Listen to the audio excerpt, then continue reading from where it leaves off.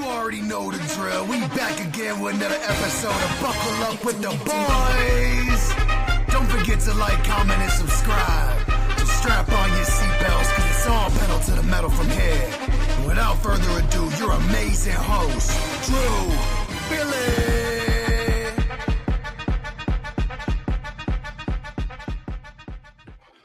Welcome back to another episode of Buckle Up with the Boys, here with your host, DB, and host, Trevor Dinsmore. Trevor, how are you doing on this? It was actually a beautiful day, beautiful Tuesday night. Oh, it's wonderful down here, but we got a little bit of rain, but hey, yeah, it's all good. But yeah, as I was telling you before the show, but I had a very eventful weekend. Went to a wedding on Saturday, before that at Top Golf on Friday, drove back Sunday, and then yesterday morning at approximately 10:30 a.m., spent way too much money on Buffalo Sabres playoff tickets. I'll be headed to Game 2 in Buffalo, whatever that might be, and whoever it might be against. It's looking like it's either going to be Boston or Ottawa.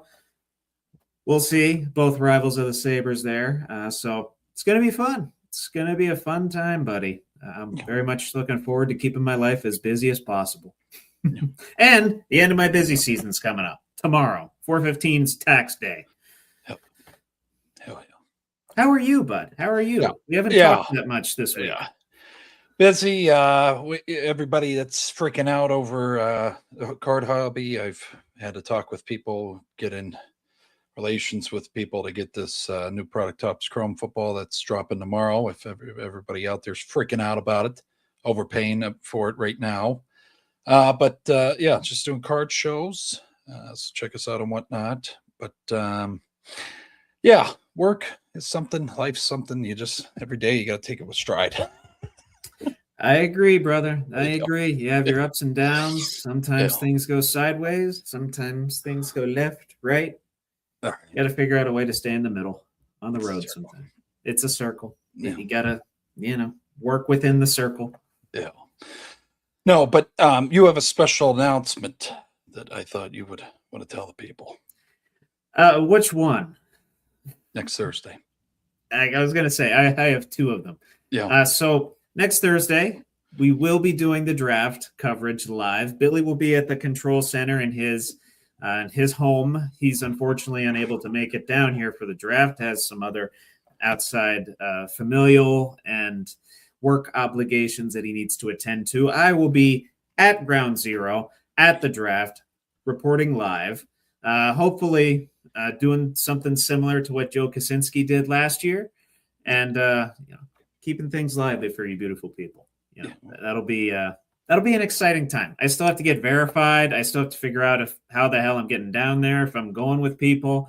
I just know that I'm going to go. Yeah. When the hell I'm going to get back, I have no earthly idea, but I'll be out of my busy season, so I can take off for a couple of days. I'll be fine. Yeah. But yeah, and then I guess I'll just do back-to-back announcements. Might as well. I will be doing a solo version, live reacting to WrestleMania 42 on Sunday, starting at 6 p.m., which it starts with the Brock Lesnar Oba Femi match, which is going to get a lot of wrestling fans, myself included, very, very, very bricked up. You will not see Billy. You will see me. I believe, Billy, you're headed to a race. I'll be in Rochester. Yeah, you'll be in Rochester. Okay. Yeah. Well, enjoy that. Have fun. Yeah. Whoever you're going with, tell them to have fun. God bless as well. But I will be on YouTube, Facebook, on StreamYard here, covering night 2 of WrestleMania 42. Yeah. No, it's going to be electric as all hell. But also, so it's going to be our 4th. I think it's our 4th or 3rd draft night shindig next Thursday. So, the 4th, right? I believe it's the 4th. Yeah, it started in 23, did it not? Yeah, I think it's I think number 4. 4th. But it's going to be electric as all hell. I'm going to try to get some giveaways figured out here for the wheel, so people can try to enter those and make it as exciting as it has in the past years. It's just so damn hard right now with the world. I don't know how much giveaways we'll get, but we'll try. We'll try.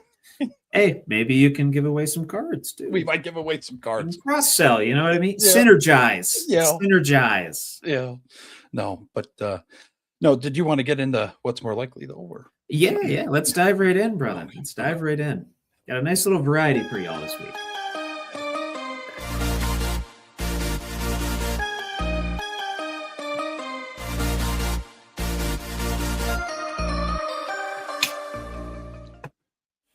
welcome to this week's edition of What's More Likely with Trevor Dinsmore. Thank you, Billy. Did you happen to catch the Masters over the weekend? Oh yeah. Yeah, you caught some of that? That's good. I was watching it during work Thursday, Friday, then was catching it on the phone while I was at the wedding on Saturday, which, ironically enough, the guy that was getting married, big golf guy, did not know it was Masters weekend when he scheduled the wedding. So, It happens. Could be worse. Could be in the fall during a Steeler game. So we don't want that. No. But anyway, you saw how it all unfolded. Yes. An electric Sunday, as usual. Cam Smith was in the lead at one point. Rory came back. Scheffler came back from +2, headed into Saturday. Kind of nuts. It was all well and good, well and fun. And of course, Rory being the fourth player now to win back-to-back Masters tournaments. More likely that we see Rory three-peat at the Masters next year, or that even in spite of his loss at the Masters, which very close to winning, only lost by a stroke, Scotty Scheffler gets 2 majors this year. Rory's had the problem with the back, right? I always get those. I always get it. I think that's Morikawa, if I remember correctly. Okay. Tiger as well. Yeah. Yeah. Well, I mean, yeah, he had different problems headed into this year's Masters. Well, and someone made a really fucked up skit video. I think I said it to you. But anyways, like literally you and 3 other people sent that to me within an hour, and it was absolutely hilarious. It's so fucking for reference, folks, it was an AI video of Tiger Woods in his big giant, I think it's a Cadillac SUV, whatever it is, jumping over a crowd of people onto the green, flipping it, and then interrupting Rory's green jacket celebration with a bottle of Jack Daniels. Yeah, it was fucking wild. It was actually kind of hilarious, but also a little distasteful. Yeah, it's sad at the same time. But I got to go Scotty Scheffler here. I think he's... You believe in Scotty? I do. Even after the debacle of whatever the hell was going on with the arrest, I believe in Scotty. Oh, no, I know. Yeah. But hey, at least something good came of that. We got some good laughs and Happy Gilmore too from that. Yeah. Yeah. Should Scotty actually has some personality, you know what I mean? Yeah. No. Yeah. I don't think anyone has ever three-peated the Masters. Rory would be the first to do it after 17 years winning his first one. Then he gets them back to back. I got to go Scotty with the 2 majors there too. He played too well. He had, I think it would have been the largest comeback in Masters history.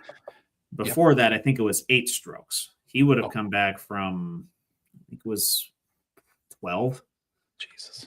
12 or 13. And he almost did. He was 1 stroke behind Rory at the very end there. Yeah. No, Sunday he played his ass off. Oh, he did. Yeah. Yep. Saturday and Sunday. He's killing the ball. He's just making every right shot, every right read. The putting was off the charts good. But Rory built up too much of a lead. And similar to his victory last year, had to show some resilience, had to bounce back, came back from at one point 2 or 3 strokes down early in the round on Sunday. So congratulations to Rory. Well deserved. Yeah. Looking for a second Grand Slam now. I can't remember exactly what tournament he needs, but he's, I think, 1 major away from a Grand Slam. A second Grand Slam, excuse me. Jesus. Yeah. Good stuff. Good stuff. Going to some NBA action here. We got play-in games going on right now as we speak, but I want to talk about tomorrow's play-in games. More likely, the teams involved in Wednesday night's play-in games to go furthest in the NBA playoffs? The 76ers, the Magic, the Warriors, or the Clippers? And bear in mind, Embiid just had, what was it? He had some sort of surgery, so he'll probably be out for the play-in. I have to go Warriors. Warriors, been there, done that. They have the Yeah. experience. Steph's healthy. Yeah, and freaking, I don't know how many games ago it was. Like Chris, what the hell's his name? Van Vliet? Not Van Vliet. Fuck, I can't remember. But Steph had it pretended to walk to the locker room, and the guy followed him all the way there. I forget the player's name that was guard Steph, but like he's just locked in right now. There he is. Yeah, interesting. Yeah, I don't know what game it was from, Trevor. I think it was against the Grizzlies. If I'm not mistaken. I hear you. He isn't.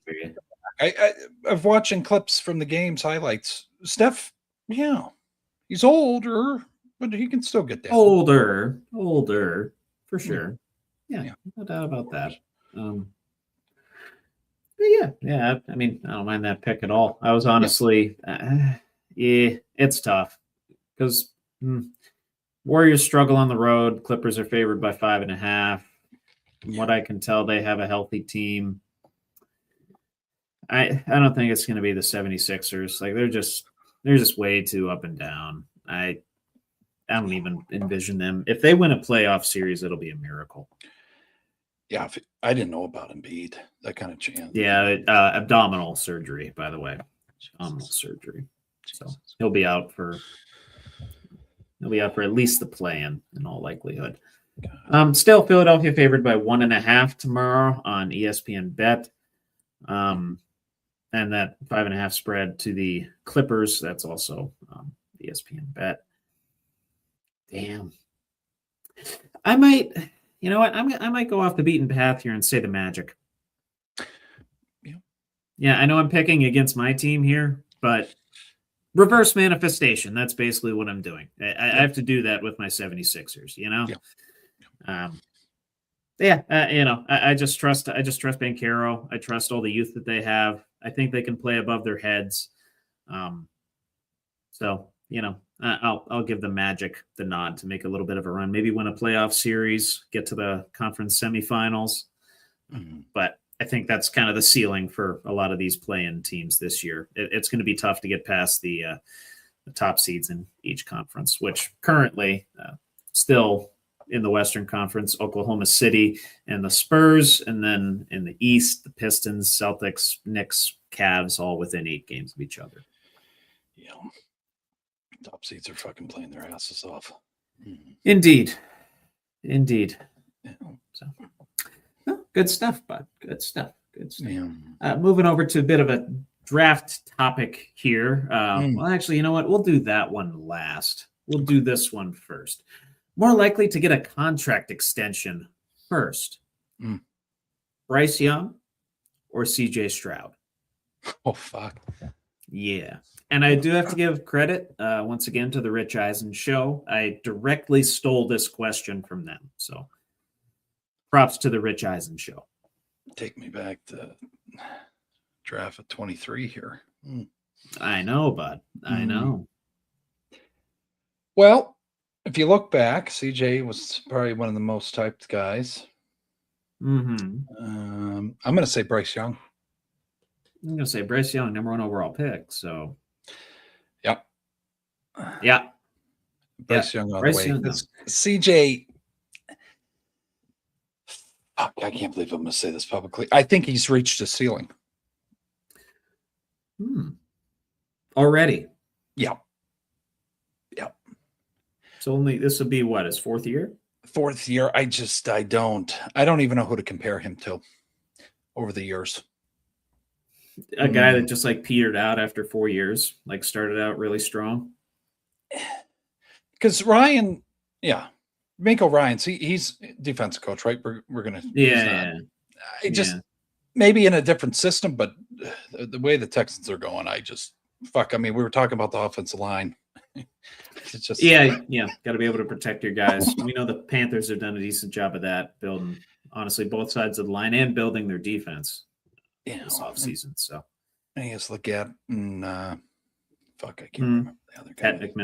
Ted McMillan too. It's just fucking. They might be looking at other options in the draft. You never know where the Panthers are going to go. I think we have the Panthers mocked to take a receiver. I don't know if I do. Let me see here. Panthers. No, I have them mocked taking that McNeil Warren from Toledo. That's safety. Okay. Who did I have? Further beefing up the defense, but I wouldn't be surprised if they go after another weapon for Bryce. Right. Who the fuck did I have for him? Where are they on my list here, Trevor? Fuck. They were 19th overall. 19th. Jesus. 19th overall pick. Oh, Fano, Utah. Oh, okay. Gotcha. Spencer Fano. Yeah, that makes sense too. Yeah. And I think the GM's just more aggressive. I forget his name, but he actually seems like he knows what the hell he's doing. That's also why the Panthers GM. He's on the tip of my tongue. I gotta look him up. Ex-linebacker. Dan Morgan. Yep. That sound familiar? Yep. Yeah, he just looks like a football guy. He's fucking. It's like late 40s, and he's still fucking looking to play out there. He's got the wide chin and like swollen face. You can tell he played linebacker. Mm-hmm. He has that look, man. And it's just no. I hear you, bud. All the way. I hear you. I'm gonna go with a guy trending in this direction versus trending in that direction. At least at the very end there for CJ. In the playoffs, he had 7 turnovers in a couple games. It was pretty disastrous, even though they've managed to get by the Steelers. Yeah. Was looking good in the final 5-6 weeks of the regular season. Didn't turn the ball over then. So if he can find that and get some protection around him, I would pick CJ. But as it stands, I'm going to take the guy going in this direction. Getting a little bit more notoriety right now, getting just on more of an uptick. I'll take Bryce Young. Yeah. I'll say they'll invest in him sooner than the Texans in CJ Stroud. It seems like a very hesitant relationship with Stroud and the Texans right now. Yeah. I'll say this is how far I go. They draft a quarterback next year. Texans do? His replacement. That could happen. It's going to be a QB-rich draft, man. Yeah. And they were literally talking about it on Eisen either yesterday or the day before with Rappaport. Like, what are teams going to do about 2027? Are we already in a look-ahead spot for the QB class? Yeah. And it appears that you are, at least with the Texans, if the season somehow goes sideways. Yeah. I mean, Davis Mills didn't look bad. No, I'll go as far reliable, to say, steady. Yeah. I think he looked better in there than CJ did at times. Yeah, at times. And that guy was a bum 2 years ago. And then he came out. Yeah. He looked fucking halfway. He's just more relaxed, just more calm. Yeah. Less gunslingy. Mm-hmm. Went through his reads. Yeah. Yeah. Very much, very much X's and O's by the book. Yeah. Good Bryce Young. Didn't think I'd be saying that, 2 years ago. No. Nope. Yeah. If you were to go April 14th, 2024 and say, oh, Bryce Young's going to be better than CJ Stroud in 2 years. Yeah. I'd have said you're lying through your teeth. Mm-hmm. Then buy me a fucking Powerball, please. Or, buy me Amazon. Buy me Amazon from, 2002. Mm-hmm. Take me back to 2002. Buy me Amazon. Yeah. Mixing in some trade talk with WrestleMania. We'll be doing our WrestleMania picks later in the show after our Is That segment. More likely that the Dallas Cowboys trade into the top 5 of the 2026 draft, or all the titles, all 8 that are on the line at WrestleMania, change hands. Fuck, that's a good one. You got the cobwebs moving. Yeah, no, I was gonna say these last couple, I see that I can physically see the gears turning in your brain. I think steam's coming out of those headphones. Yeah. Fuck it. Cowboys. Trading the 5. Cowboys. Mm-hmm. I was thinking the same thing. We're very much like in limbo tonight, other than with the NBA talk. Do you want to go as far to say who they draft, or are we just going to leave it there? They might go after David Bailey, Texas Tech. Mm-hmm. Go after an edge rusher. If not, Arvell Reese. Maybe they trade into the top 3. Maybe they entice, they're going to have to entice somebody with those 2 first-round picks. I don't think that they're going to trade. I don't think anybody's going to trade any 2027 picks away. That just seems like a very rich class right now. Yep. People, GMs, I would imagine, if you're not, like Howie Roseman, are very hesitant to say, hey, let's give you some 2027 picks so we can move up in the draft. But if there is one guy that would do that, it would be Jerry Jones, would it not? I'm seeing him taking a flash player pick here. Yeah. And he's dear to your heart. Oh.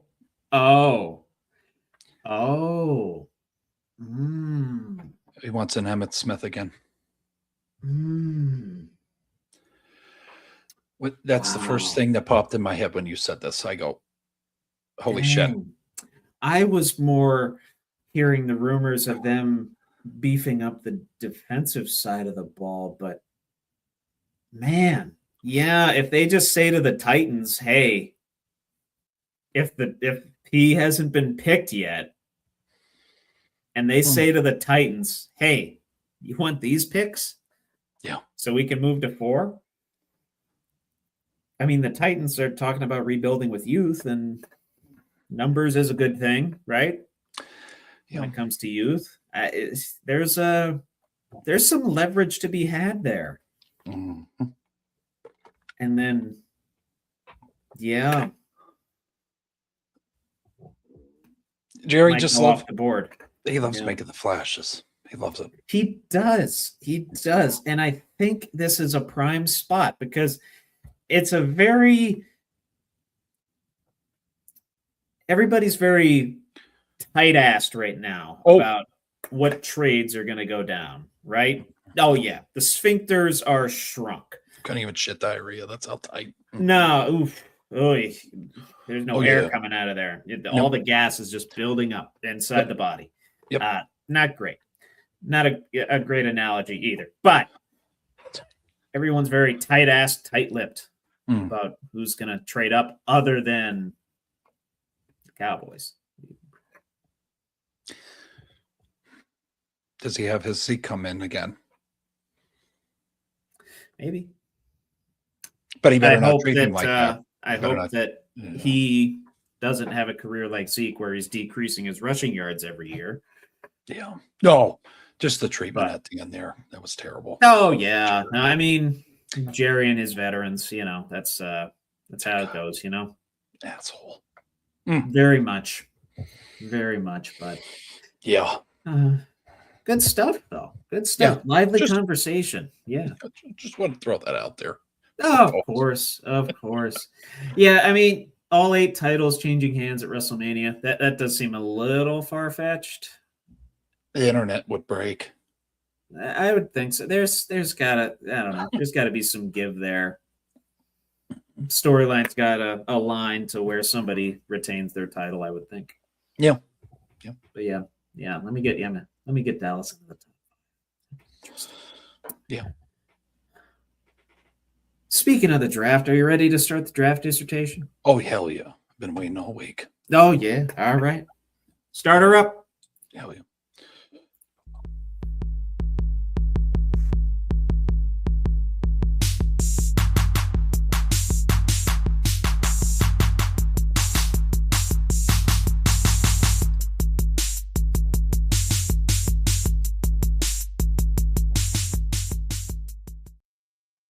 Dinsy's draft dissertation with Trevor Dinsmore. Appreciate you, Billy. So let me get the little chime thing going here. So we are firmly entrenched into the top 10 now, ladies and gentlemen.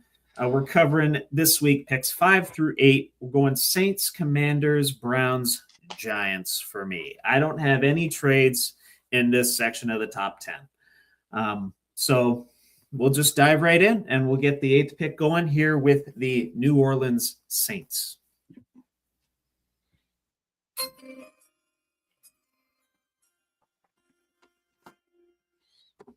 With the 8th overall pick in the 2026 NFL Draft, the New Orleans Saints will select Ruben Bain Jr., edge rusher out of the University of Miami. And you were wondering where this guy was going to go. We brought him up several times over the last several weeks. Yep. And now, there's some stuff coming up about a vehicular incident in 2024 that may or may not hurt the draft stock. Did all this before that. So little caveat there for you.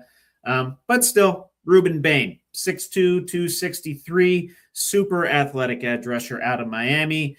Nick literally is nicknamed the Hurricane. Went to the Miami Hurricanes. Nickname is the Hurricane. Second team AP All-American in 2025. Honorable mention All-ACC in 2024. Getting comparisons to one Brandon Graham. You remember him? Oh, yeah. You remember him? Brandon Graham? Yeah. For the Eagle? Yeah. Pretty good. So very quick off the edge, very loose hips, very swimmy type moves, is able to move to the inside, outside with equal proficiency. Excellent footwork, excellent hand fighting. But however, very good at rushing the passer when it comes to the rush game, getting outside, setting the boundaries, does struggle with that a little bit. Short arms, that's more of a concern with the offensive side of the line, but still somewhat of a concern with the defensive side too. And his burst to the quarterback is average at best. He's a little bit slow for the size that he has, but his intangibles and obviously his skill set off the charts. So Ruben Bain getting the Saints getting, I don't want to say a replacement for Cam Jordan, but things are still up in the air, I believe, with his contract situation. So I think this would solidify the Saints' defensive side of the ball. Could see them going receiver here if the right guy's available, but I see them solidifying the defensive line, perhaps getting, like I said, that Cam Jordan quote-unquote replacement in Ruben Bain Jr. Good shot.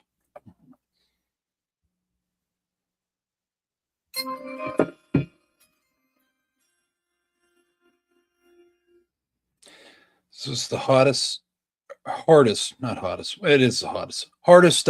top 8 we've done, Trevor, over this draft dissertation history. With the 8th pick, New Orleans Saints select Jeremiah Love, running back, Notre Dame. Oh. This is all based off of need, not skill, not because of skill. The Saints hit a quarterback with Tyler Shuck last year, so let's get him a backfield mate to grow alongside. I believe that Love is the best player in this draft and could succeed Alvin Kamara, who will be 31 next season. In the last year of his contract, the Saints had the lowest percentage of 10-plus yard runs last season, 7.8%. Meanwhile, Love had 39 runs of 10 yards or more in 2025, fourth best in the FBS. Excuse me. He also added had 2 90-plus yard touchdown runs, adding him would not only give Kellen Moore an explosive runner, but a capable pass catcher too. He's the greatest athlete in the whole entire draft. When you see the other picks, you'll see why I think he'll go here. He probably go to the Titans, but I've seen him mocked anywhere from like 10 to 3. Yeah. He's that much of a weapon that teams could literally just ignore what they quote unquote need just to get that level of a talent on their roster and that big of a weapon in their backfield. And yeah, obviously I saw him firsthand for 3 years at Notre Dame. I saw what he did against Indiana in that playoff game. I saw how he torched Oklahoma. I saw him live and in person when they were playing Pitt down here at Heinz Field. And I echo everything you say. Best athlete in this draft, bar none. Best weapon that a team could acquire in this draft, bar none. There's just not a whole lot that he really can't do. Yep. He can outrun you. He can juke you. He can hurdle you. He's good in the pass game. He's good in the rush game. He can get out in space. He can create his own space. It's just, yeah. I gotta ask you this because you're a Penn State guy. I'm just surprised you have him falling to 8. That's because I've seen a lot of mock drafts lately where he goes higher than 8. Yeah. You're a Penn State guy, Notre Dame guy. I am. Yes. Would you compare the hype to Saquon Barkley? Yeah, I would say so. In terms of like having the best pure athlete in the draft, bar none. It's a very good comparison. And it's funny enough that it happened to both my schools. That's what I'm saying. That's what I'm saying. It's very cool. Yeah. That's what I see when I see him. It's like, okay, this guy's just going to fucking take over the league for the next 10 years and have a fucking day. Could happen. Yeah. Could happen.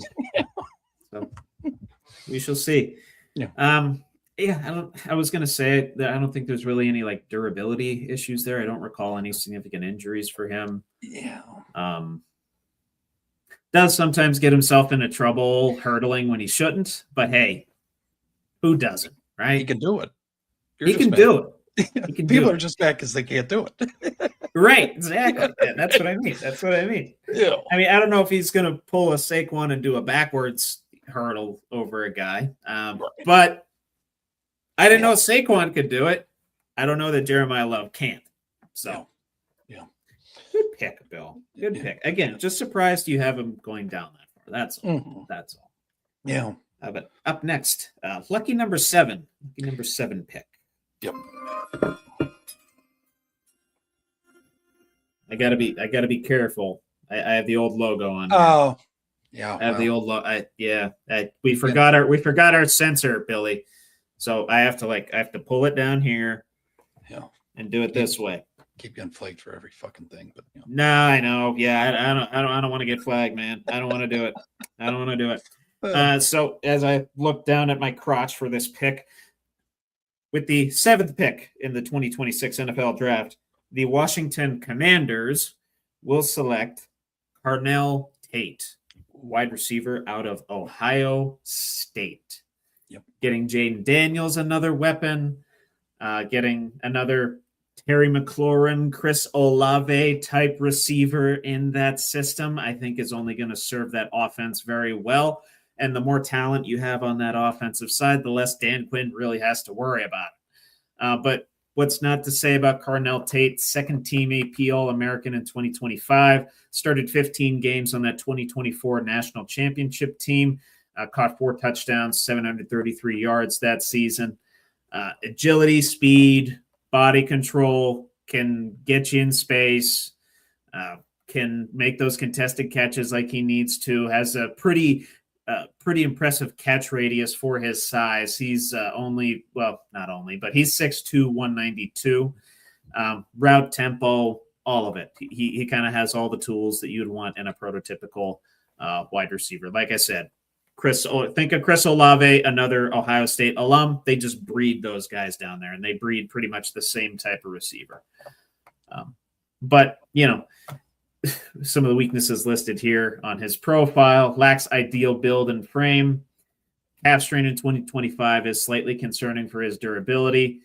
And there's some notes here about like his run block strain and stuff like that. But there's very little that I see that indicates to me that Carnell Tate won't be a success in the NFL. Right.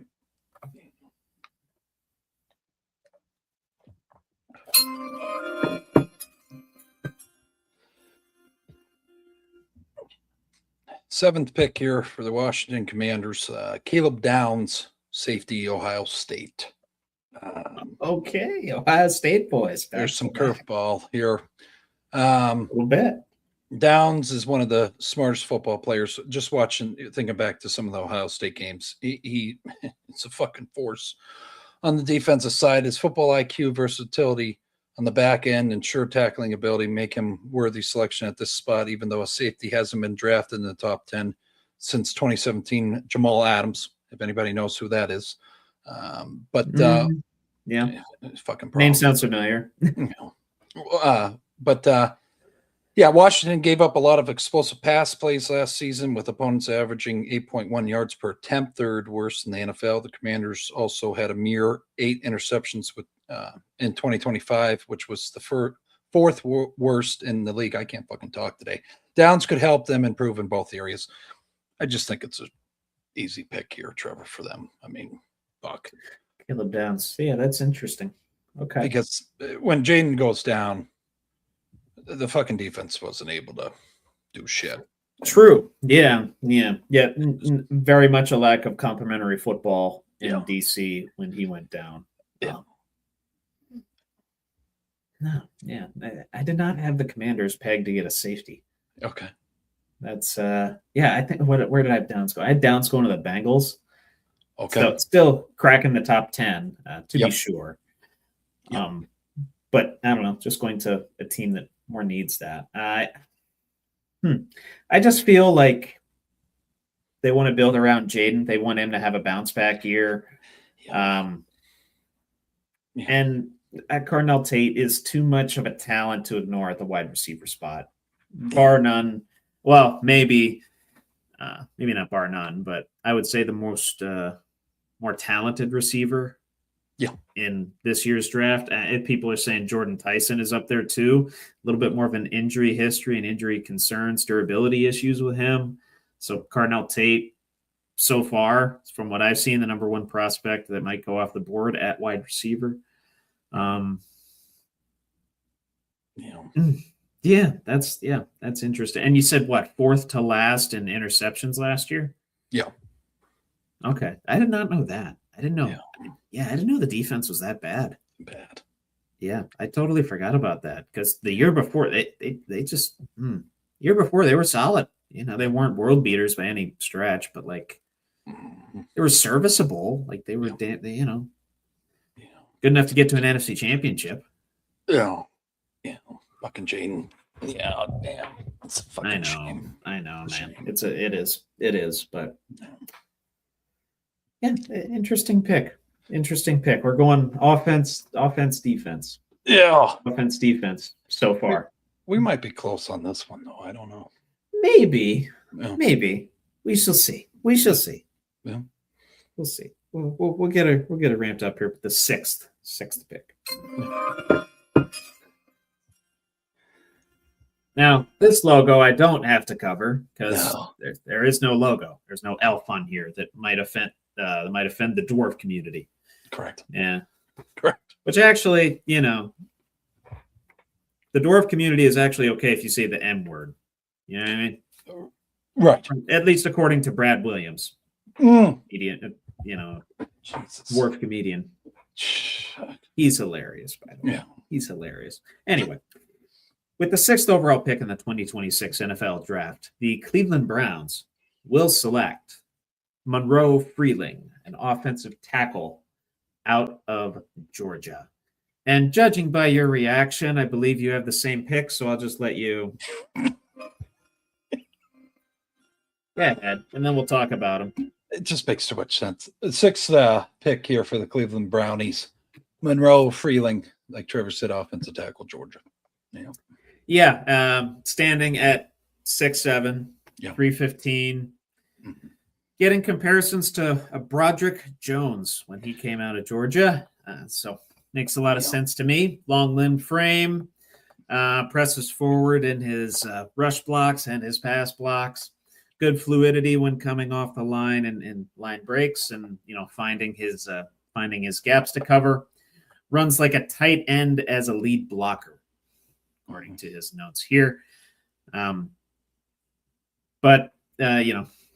of his weaknesses too, similar to that of a Broderick Jones, sometimes gets caught from defenders going across him from gap to gap. he runs into some penalty concerns with that. And, not very good with his hands, more relies on his leverage and his massive frame for him to have a lot of success. Anything to expand upon that, Bill? The Browns have 6 offensive linemen hitting free agency. Need help across the board. Yeah, that makes a lot of sense. This guy is seemingly the top-rated offensive lineman on the board. I mean, just look at his stems, like Trevor said. I mean, this guy's a fucking unit. Alejandro Villanueva type build. Yes, if you will. Very good pull there. Yeah. Yes. Very similar. Okay. He walks into a room, no you know he's disagreement on there. that one. What's that? I said, when he walks into a room, you know he's fucking in there. That's. Oh yeah, he's just towering over everybody. Big dude, big dude, and I can just tell by his picture that this guy. Well, and of course the fact that he went to Georgia, he is a dog. Yeah. But yeah, good stuff here. Bad information on him. Did you see? I didn't see any No, extracurricular things. Okay. No, not that I could see, which is seemingly a rarity out of the University of Georgia. Very uncommon. Yeah. Well, not really, but like less uncommon than other places. But yeah, second team all SEC in 2025, played in all 14 games, 5 starts at left tackle in 2024. So can still kind of play. Usually just plays the tackle spots. You can kind of move him around a little bit. But just makes sense for the Brownies. You want to protect the franchise, protect Shadur or Deshaun Watson, whoever the hell you're going to start at quarterback this year. I said earlier when I had the Browns at 24 picking Denzel Boston that they'd be picking an O-lineman to help protect Shadur here. Monroe Freeland came across my desk. I'm like, yep, that's the guy. And I got to say, too, supposed greatest defensive player in the league. They'll be going up against for practice. So that's a plus, too. He'll be all right. Humble him a little bit, you know what I mean? On both sides, maybe. Yeah. Fuck. Yeah, no disagreement with that one. No. Moving on to the New York Giants pick. Number 5, unless you have a trade to announce, but we'll get to that in a minute. Yeah.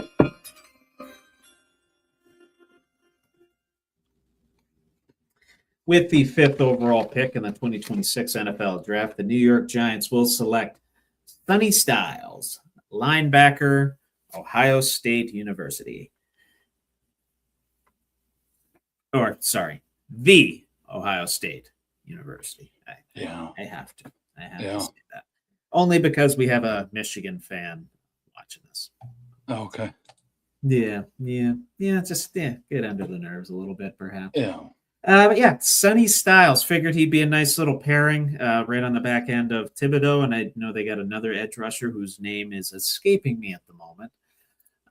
But to me, it'd make a lot of sense for them to bolster up the defensive side of the ball.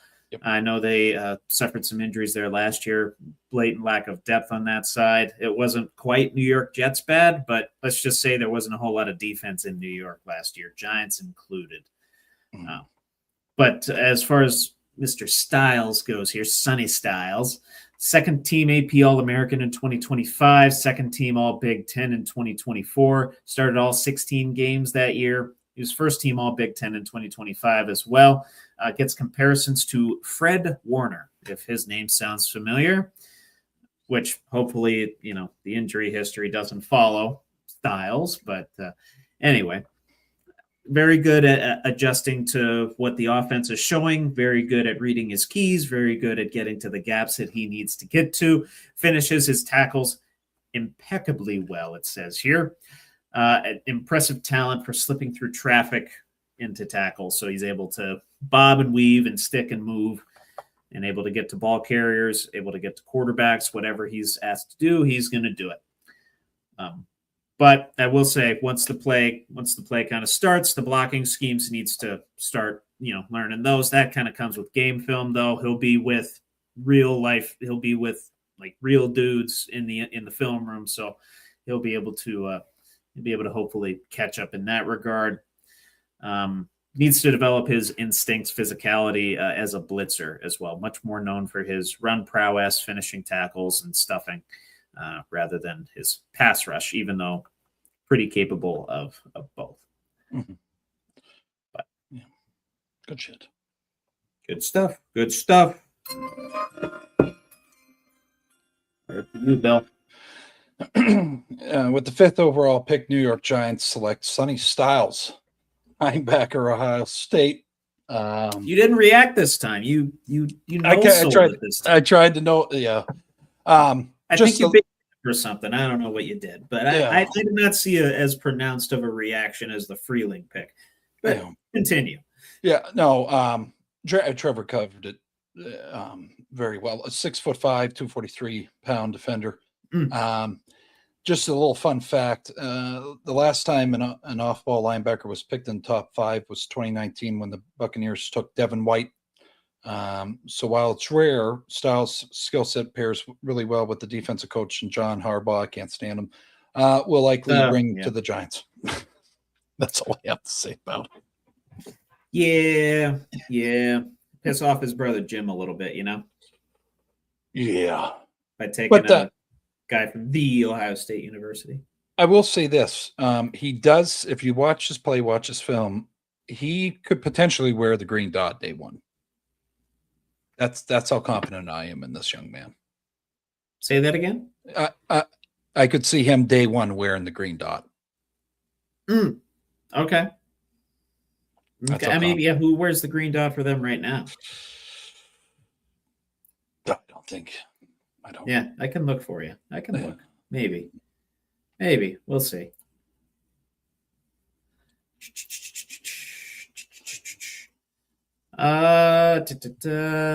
Is it Brian Burns? Maybe no, or no Edmonds. It'd probably be Edmonds. Oh wow, Tremaine Edmonds. Oh Jesus, that's the unit that I wish. It's like 6'5", middle linebacker or something. Micah McFadden, maybe. Well, one of those guys. Okay. One of those guys. But yeah, no, this is. You think he could usurp one of those guys? Get the green dot right away. Oh fuck yeah, that's how good he is. Mm-hmm. I can't say I disagree. Yeah, can't say I disagree. Saw it firsthand when they're, obviously I watch a lot of Big Ten football. So Sonny Styles' name was mentioned quite a bit. Yeah, him and Abdul is going to be a fucking issue. Oh yeah, that's the guy. I don't know why I couldn't think of Abdul. Of course, I think of the Ohio State guy, but him and Abdul, Thibodeau, Abdul, and Sonny Styles. That'd be nice. That'd be nice if you're a Giants fan. Damn. Then you got J Dart. Of course. Yeah, you get Dart coming back. Hopefully Scatterboot coming back. Can just use his brain. Just maybe stay away from a microphone for the duration of training camp. God. Yeah. I don't want to say get off of social media, but they're assembling a nice little team over there. Neighbors is coming back too. That's going to be exciting. I say it likely is now their top tight end. They got Darnell Mooney as their third receiver. Yeah. It would be exciting times to be a Giants fan. Cam Scatterbo needs to be, who needs to take him under his wing? Tiki Barber. Okay, just get Tiki Barber in there to just tell him, shut the hell up. Okay. All right. Like, are you sure Tiki Barber's the guy to do that? I don't. Was there controversy with him? I don't remember. I just remember him. I don't know. Or was it Rondé? Oh, yeah. Okay. Maybe I'm thinking of Rondé. Yeah. His brother, I think, was the real. Yeah. Yeah. Well, John Gruden. Well, I mean, Tiki did make those comments about Eli and Coughlin at one point. Oh. Yeah. It's divorce in 2010. I forgot about it. We were so young. So, it was Tiki. Oh, I know. Yeah. And to think 2010 was 16 years ago. Like I didn't. still fucking me up when you say it. Yeah. I know. I know. Sorry. But maybe Jeremy Shockey, someone, you know what I mean? Of that aspect. Just shut up. Maybe Just, Eli, just yeah. hang around the building a little bit more often instead of the ESPN studio, Try to sell me something, yeah. Yeah, I mean, well, that's more Peyton now. Well, does the insurance commercials. Peyton or Peyton? Peyton. Pete. That was good conversation, though. That was good shit. Yeah. Yeah, I love it. Mm-hmm. Good stuff. But yeah, that's all I got. But for this week's draft dissertation, we got one more left. And obviously that'll be the Tuesday before the draft. Yeah. So we got an eventful week coming up. WrestleMania's on Sunday. We got our go home show to the draft on Tuesday and then the draft on Thursday. I get to do 3 shows next week. Yeah. That's going to be fun. Yeah. It's going to be electric. Card show on Saturday morning, too. I'm going to be so fucking tired on Friday. Yeah. But it's going to be so worth it. It's going to be awesome. It's going to be good shit. Yeah. But yeah, we got Is That coming up, do we not? Yes, sir. Yes, sir. Hell yeah. Get it rolling, bud. Yeah. Let's see.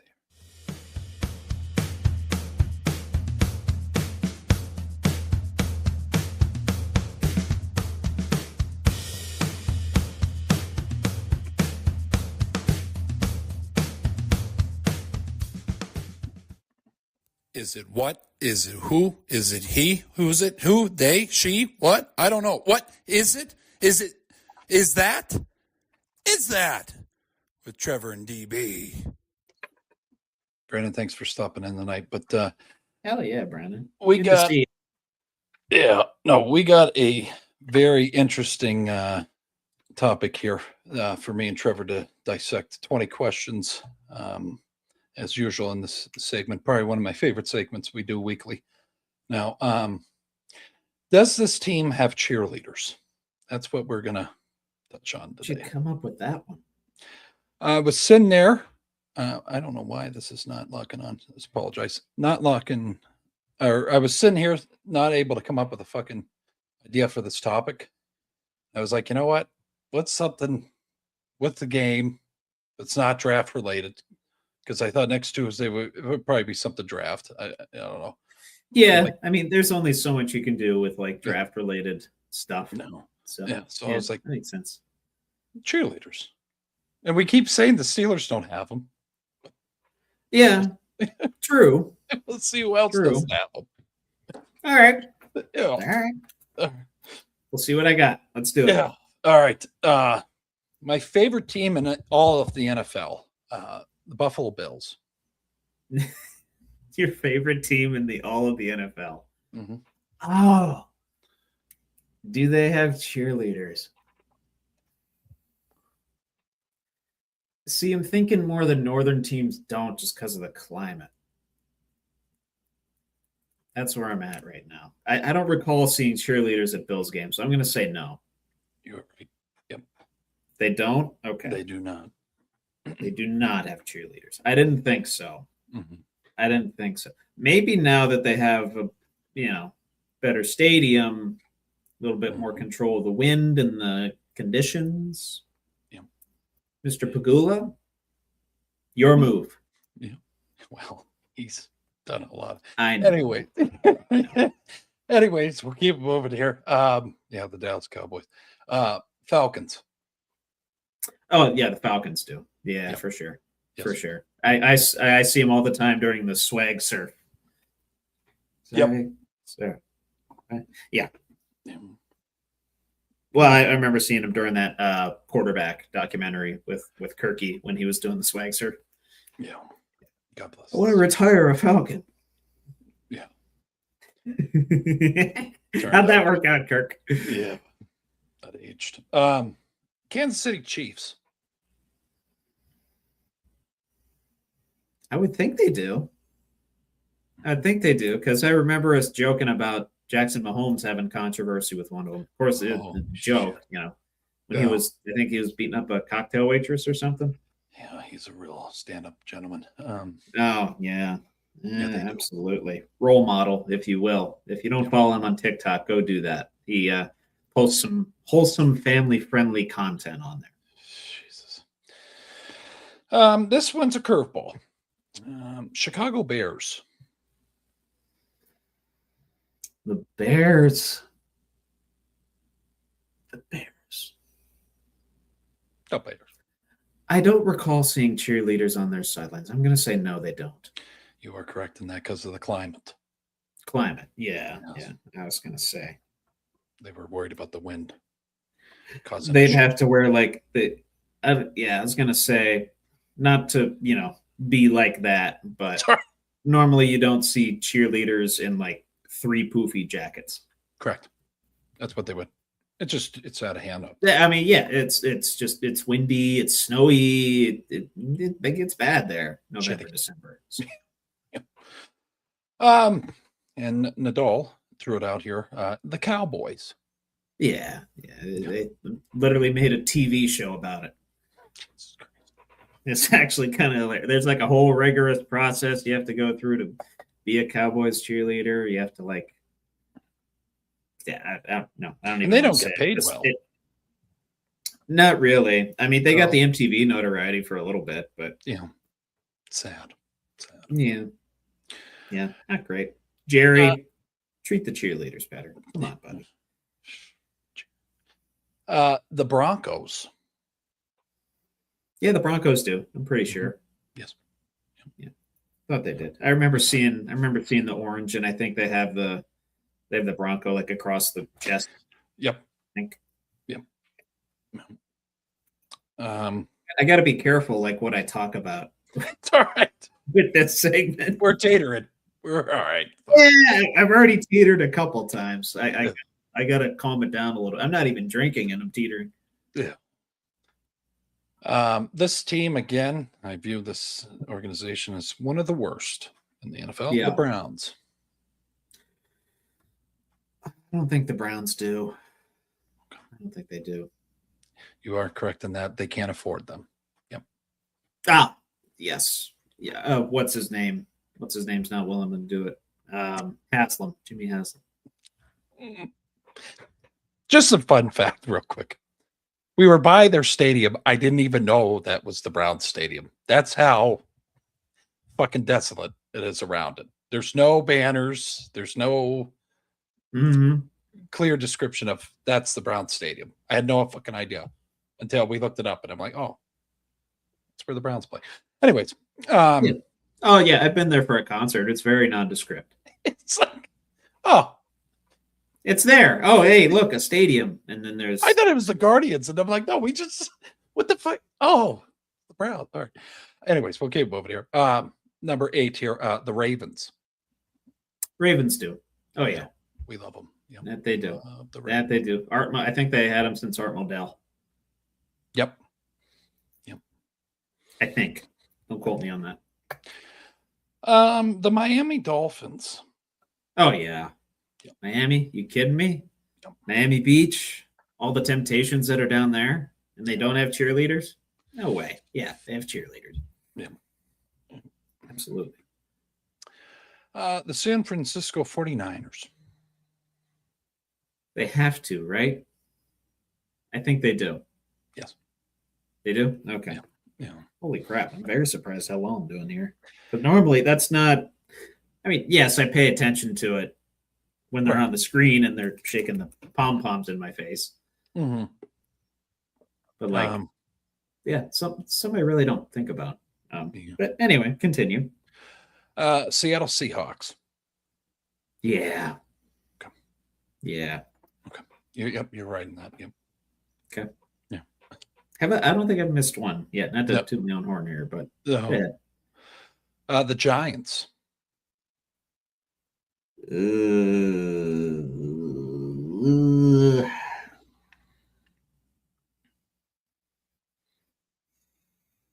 I'll say yes. I'm not sure. I'm leaning 60-40 yes. No. They don't? Yeah. Okay. Shaking the pom-poms in your face. Yeah. Pom-poms. All right. Positive. It's the pom-poms. Steelers. Yeah, they don't. No, They they do not. Notoriously do not. At least in my neck of the woods, notoriously. Yeah. The Eagles. Mhm.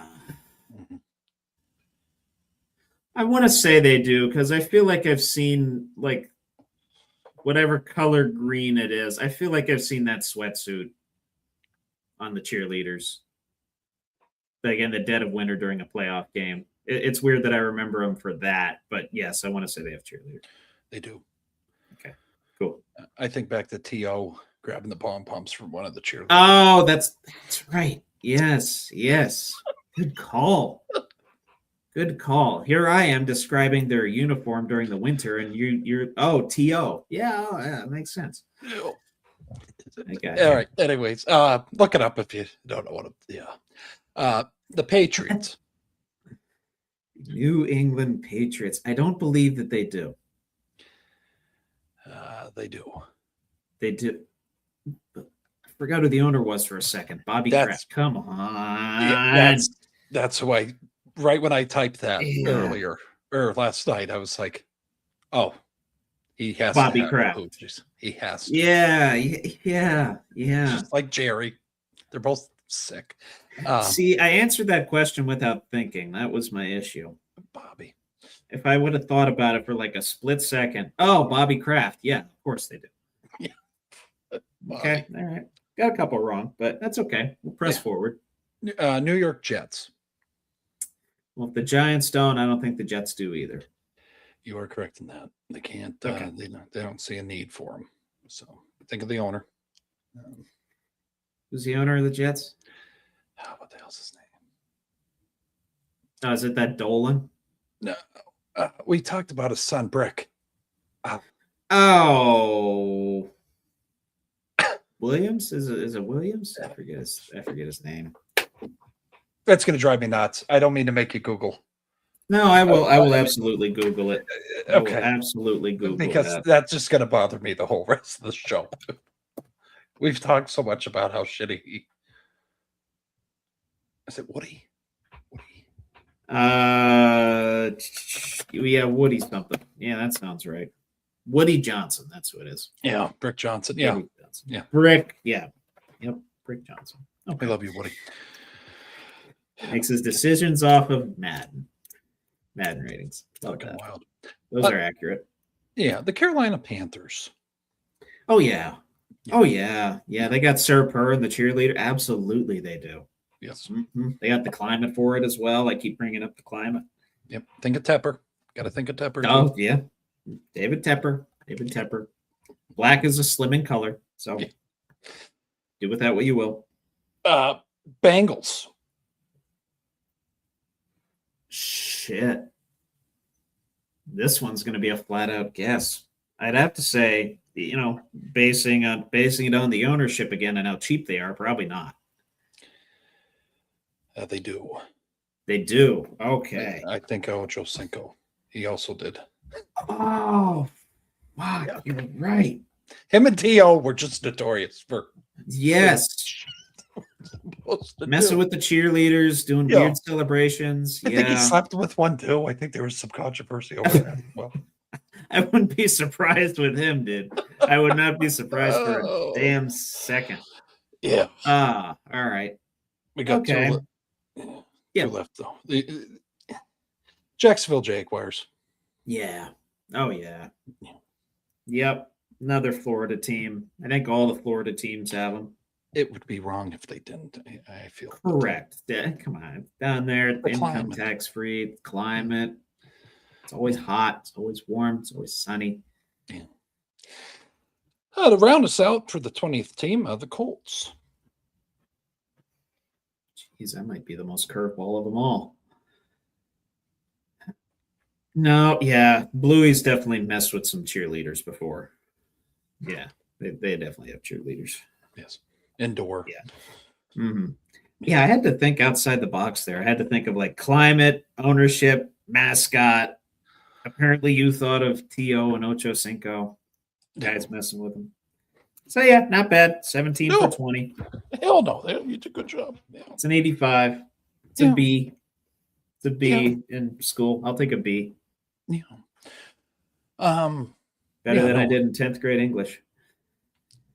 Well, but no, I hope everybody enjoys that as much as me and Trevor do. And you have to course. check and see what we have on. Is that script for next week? But did you? Yeah, WrestleMania. Oh yeah. So doing a special segment this week in light of our my live coverage. I call it it's our show, but my live coverage of WrestleMania Sunday. I will be watching both nights. We'll start off Sunday a little bit by recapping night one, big moments, surprises, and obviously recapping our picks. And then obviously I'll be live reacting to night two. But I do have the card right in front of me here. It is complete, set in stone. Don't know the match order yet outside of a couple matches that will be airing in the first hour on ESPN for free, by the way. ESPN proper, not, ESPN Unlimited or whatever subscription you have to get nowadays to watch WWE. Jeez, protein shakes coming back on me. Oh, that's right. But anyway, WrestleMania Night 1 in no particular order. Actually, in some particular order. We'll cover within the first hour on ESPN matches. First, an unsanctioned match between Drew McIntyre and Jacob Fatu. This one really caught my eye. I'm going to have to go Fatu. He's off the chains, buddy. He's kind of insane, yeah. And I think Drew is going off to film a movie, a new Highlander movie. Yeah. So it would make sense for him to maybe lose, go away for a little while, come back. I heard maybe something going on and might get an altercation with Nick Aldis down the line. Mm-hmm. But my mind was on Jacob Fatu as well. I think Fatu needs it more. He'll get fucked over, McIntyre. He always. Again, yeah, and it'll feed into the narrative of him constantly getting fucked over. Yep. Okay. It's 6-man tag action. You got Logan Paul, Austin Theory, and I Show Speed versus LA Knight and the Usos. LA Knight all the way. Yeah. I will say LA Knight and the Usos as well because a reluctant Speed turns on Logan Paul and Austin Theory. It's gonna break the internet. Watch. Yeah, create a viral moment and maybe a rivalry between Logan Paul and Speed. Yep. Good shit. I'd like to see that. Mm-hmm. Yeah, in stereo so far with our picks on night one. You got the women's tag team titles in a fatal 4-way tag team match. Nia Jax and Lash Legend, the Irresistible Forces, the champs going into the affair, versus the Bella Twins, versus Alexa and Charlotte, versus Bayley and Lyra Valkyria. I love Lyra. And I believe Nikki Bella nursing an ankle injury, rehabbing that, trying to get to WrestleMania. Who's with Charlotte again? Alexa Bliss. Oh, yeah. Those two? Yep. Yeah. I like that. Darkness and the pretty. Yep. Yeah. Keep that going. I know that, they might want to feed into the tension between those two, actually like not getting along, but it seems like they've gotten along. Mm-hmm. I'm very, very on the fence about who I'm going to pick for this match, like equally across the board. Like I can picture each one of these teams winning. Maybe, you know what? I'm going to knock out the Bellas. I think they're better chasing than they are actually holding the title. So we'll let them chase for a little longer. Mm-hmm. Charlotte and Alexa, they've already had the titles. I want that tension to build for a rivalry there. And maybe Alexa goes to the Wide Six at some point. Oh, yeah. I will say Nia Jax and Lash Legend retain. Oh wow, yeah. With Legend getting the pin. Oh, okay. In her WrestleMania debut, I think that would do some good to build up a young star like that. Yeah. So the irresistible forces retain. For the women's intercontinental title, one-on-one between AJ Lee, who is the current champion, versus Becky Lynch.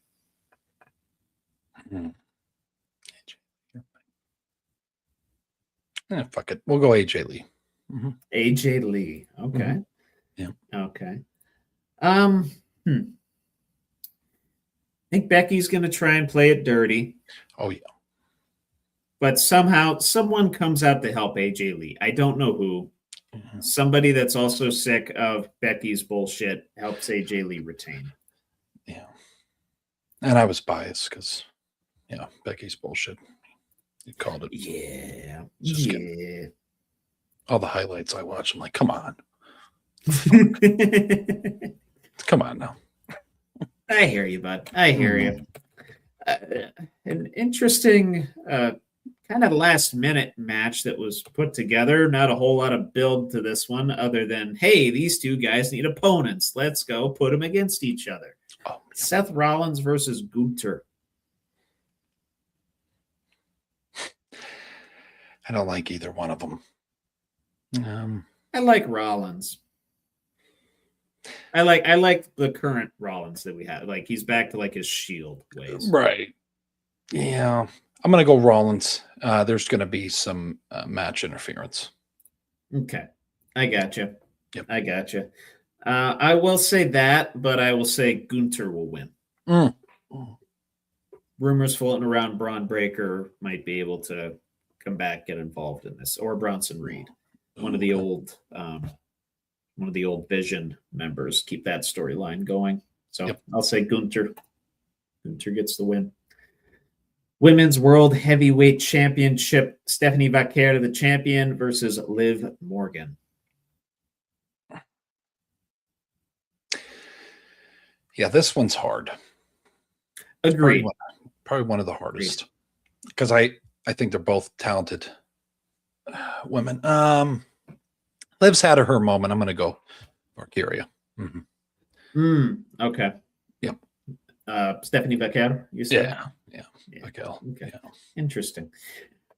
To me, I like Stephanie Vaquer. I think she was pushed a little bit too quickly, and fans kind of can see through that at this point. I think she needs to encounter some adversity, and we give Liv Morgan the title. That way we can carry that Judgment Day tension storyline even further without just breaking things off at WrestleMania. So I will say Liv Morgan. Good shit. Yep. Yeah, we're going oppo on a few of these, but we'll see if we agree on this one.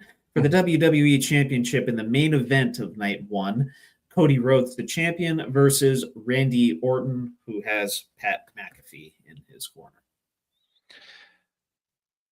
We're going a different direction. Okay.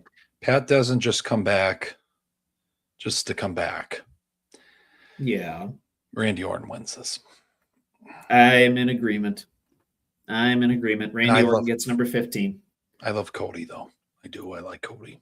But I do. But he's also one where it's like, is he better chasing or is he better holding? You know what I mean? I think he's equally proficient at both. But with the way he won the title over Drew, it's like, okay, can we just get Cody chasing for a little while? And then he has to overcome like 2009 Randy Orton, which is the Randy Orton that he came into the business with. Right. Is he Two-Face? Not Two-Face, but you know what I mean? Face of the company. Like, I think people are getting sick. Cody? Yeah. Like there's maybe. Okay. Maybe. You get what this could theoretically be a spot where you see a double turn too. You know, people getting sick of Cody, but they like the Randy Orton, who was the evil Randy Orton back in the day. Fans are excited to see that.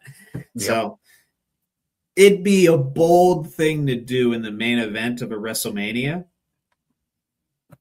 But fortune favors the bold.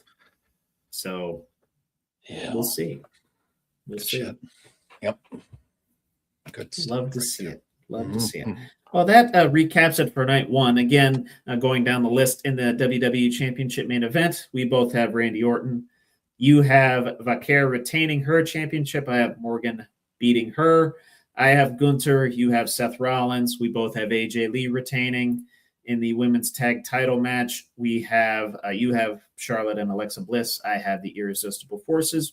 We both have LA Knight and the Usos beating Paul, Speed, and Theory. We both have Jacob Fatu in the unsanctioned match between him and Drew McIntyre. Hell yeah.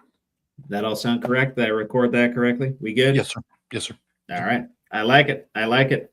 And in the first hour of WrestleMania Night 2 might be these first two might be the matches I'm most excited to actually watch and react to. We'll start with the one that's kicking off the show, Oba Femi and Brock Lesnar. Do we see, this is something here, it can even compare, I don't think it's comparable, a Hulk Hogan-esque Andre the Giant kind of thing. Obi being the young phenom, taking down Brock Lesnar, the beast. Yeah. I think we do. I'm going to go Obi on that. Yeah. Oba Femi.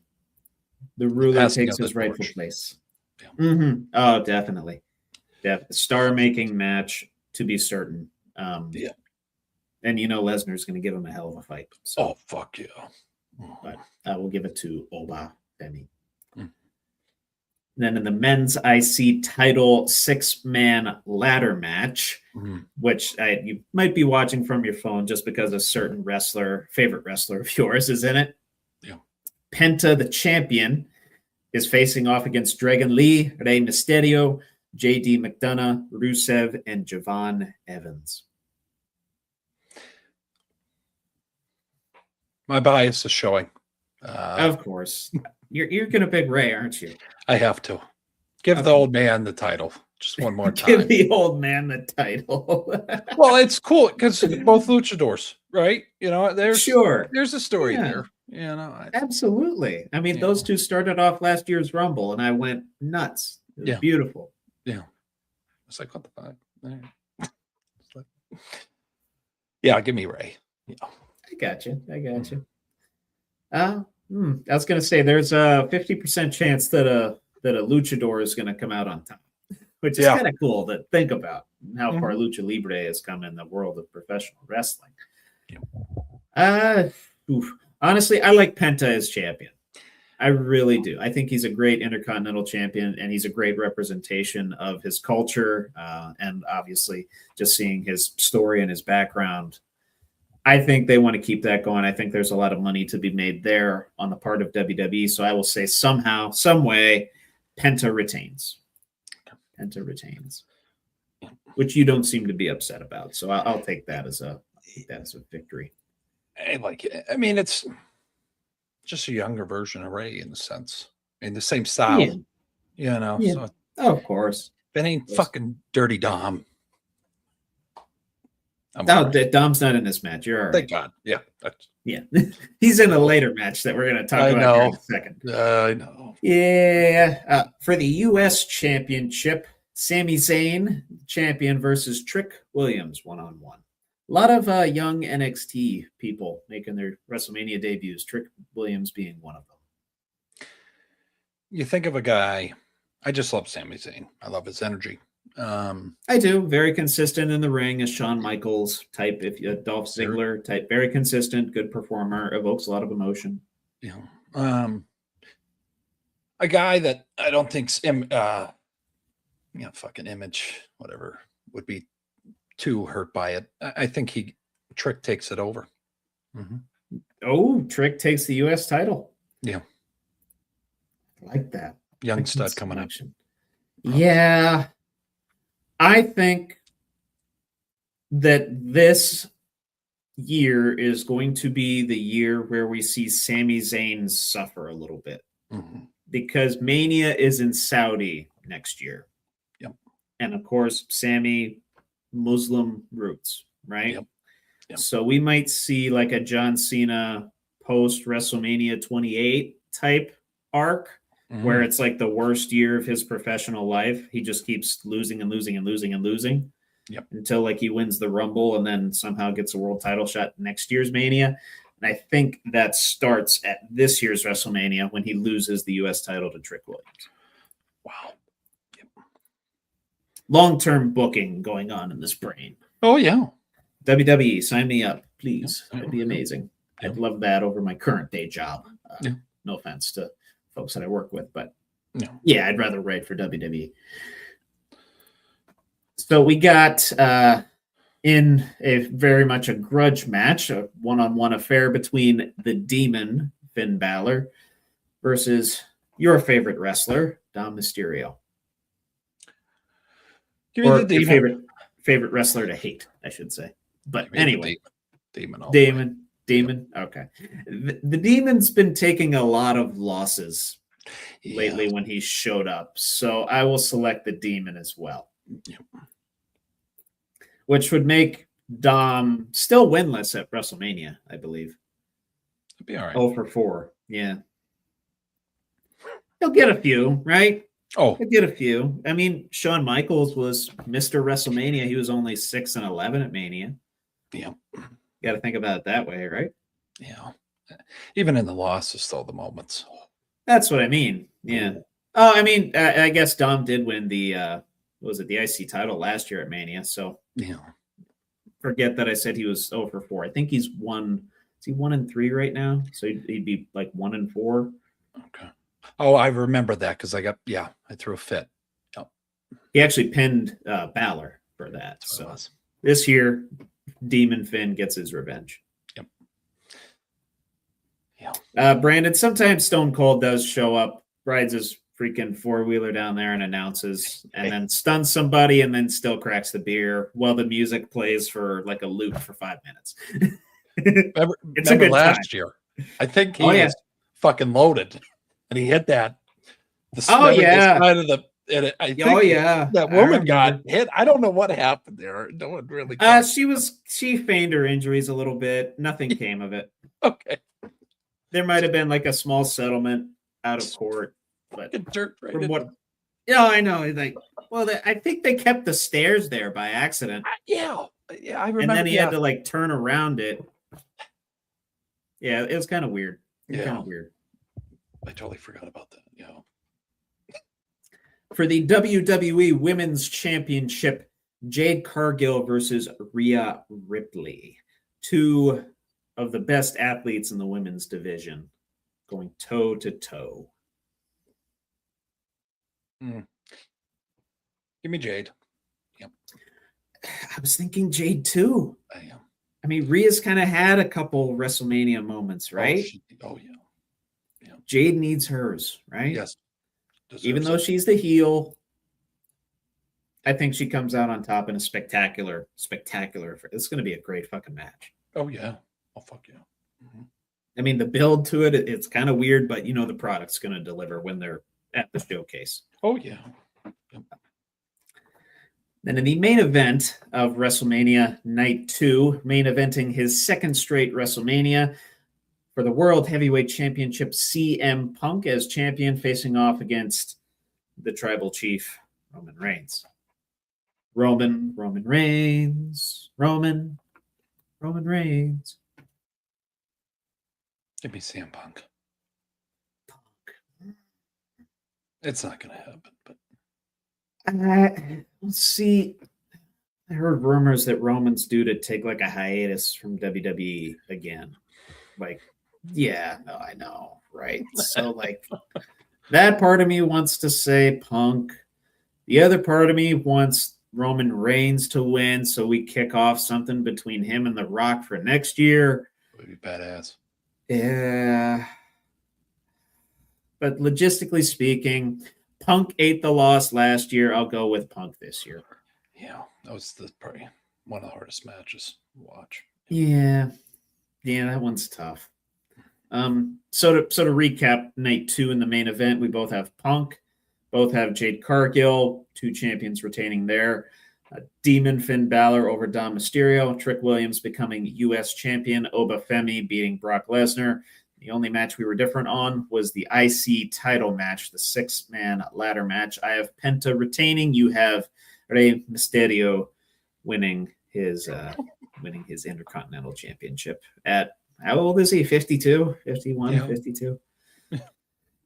Still looks good. Still looks He looks amazing. great. Yeah. Little belly, but Yeah, well, he's always kind of had that. the legs are very much in play. He's doing well. Oh, very much. Yeah, no, he's good. Well, he had belly like back in 2012. So Yeah. it's a little bit, man. Yeah. But awesome. I don't know about you. I'm not as hyped for this year's Mania as I was last year's and even 40. But I mean, 40 was going to be hard to top, right? Mm-hmm. Then 41, you had Cena's retirement run. So this year it's just kind of, all right, let's just see what happens. Yep. Yeah. Is that how you It's feel fun. as well? Yeah. It's not like meh, but it's like meh, not quite as excited as I was the previous couple of years. I'm just excited for Dennis Rodman's Hall of Fame speech. That's all. Oh, of course. Yeah, good luck staying up for that. I think that starts at like 10 p.m. Yeah. I fucking Good bullshit. luck. Yeah. I know. Because they're doing it in the same spot that they did last year and people were falling asleep during it. Yeah, over under on the amount of people that are shown on camera falling asleep during the Hall of Fame ceremony. 7. 7? Mm-hmm. Yeah. I could see it. He's going to come out and do some wacky shit. I'm anticipating it. I don't know. Oh, yeah. I think he's going to cross-dress or like he's probably going to come out in an NWO shirt, I would venture to guess. That would be badass with the bandana. That would be. Yeah. Yeah, dude. Yeah. Has like, I don't know, combat black pants on with black boots. Mm-hmm. That'd be great. I love that. God. Good stuff, brother. Good stuff. I hope he makes some comment about when he missed what the fuck. He went off, missed all those practices during the finals. I hope there's some reference. There has to be. Yeah. Because he literally did that to go run around with Scott Hall, Nash, and Hulk. Phil told me that Rodman needed a break. I need a fucking break. I've been carrying the team all season long. Why does he need a Dennis said he needs 48 hours. I still want NWO. I want a movie or a documentary on those 48 hours. I want to know what happened. Just on those 48 hours? Yeah. Okay. Like, what the fuck did he need to do so bad during a title run? Make it a 48-minute documentary. I think that's all you need. 48 minutes for 48 hours. Yeah. You could air it on a 60-minute special if you want. Yeah. Oh.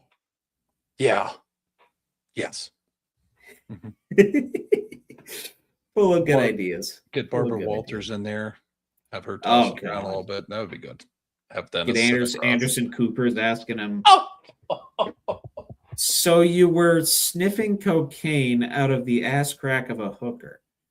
How did that make you feel? Oh God. Aye. Yeah, that's good stuff. Anyway. Yes. Moving on. Let's go to On a Scale. Yeah, good shit.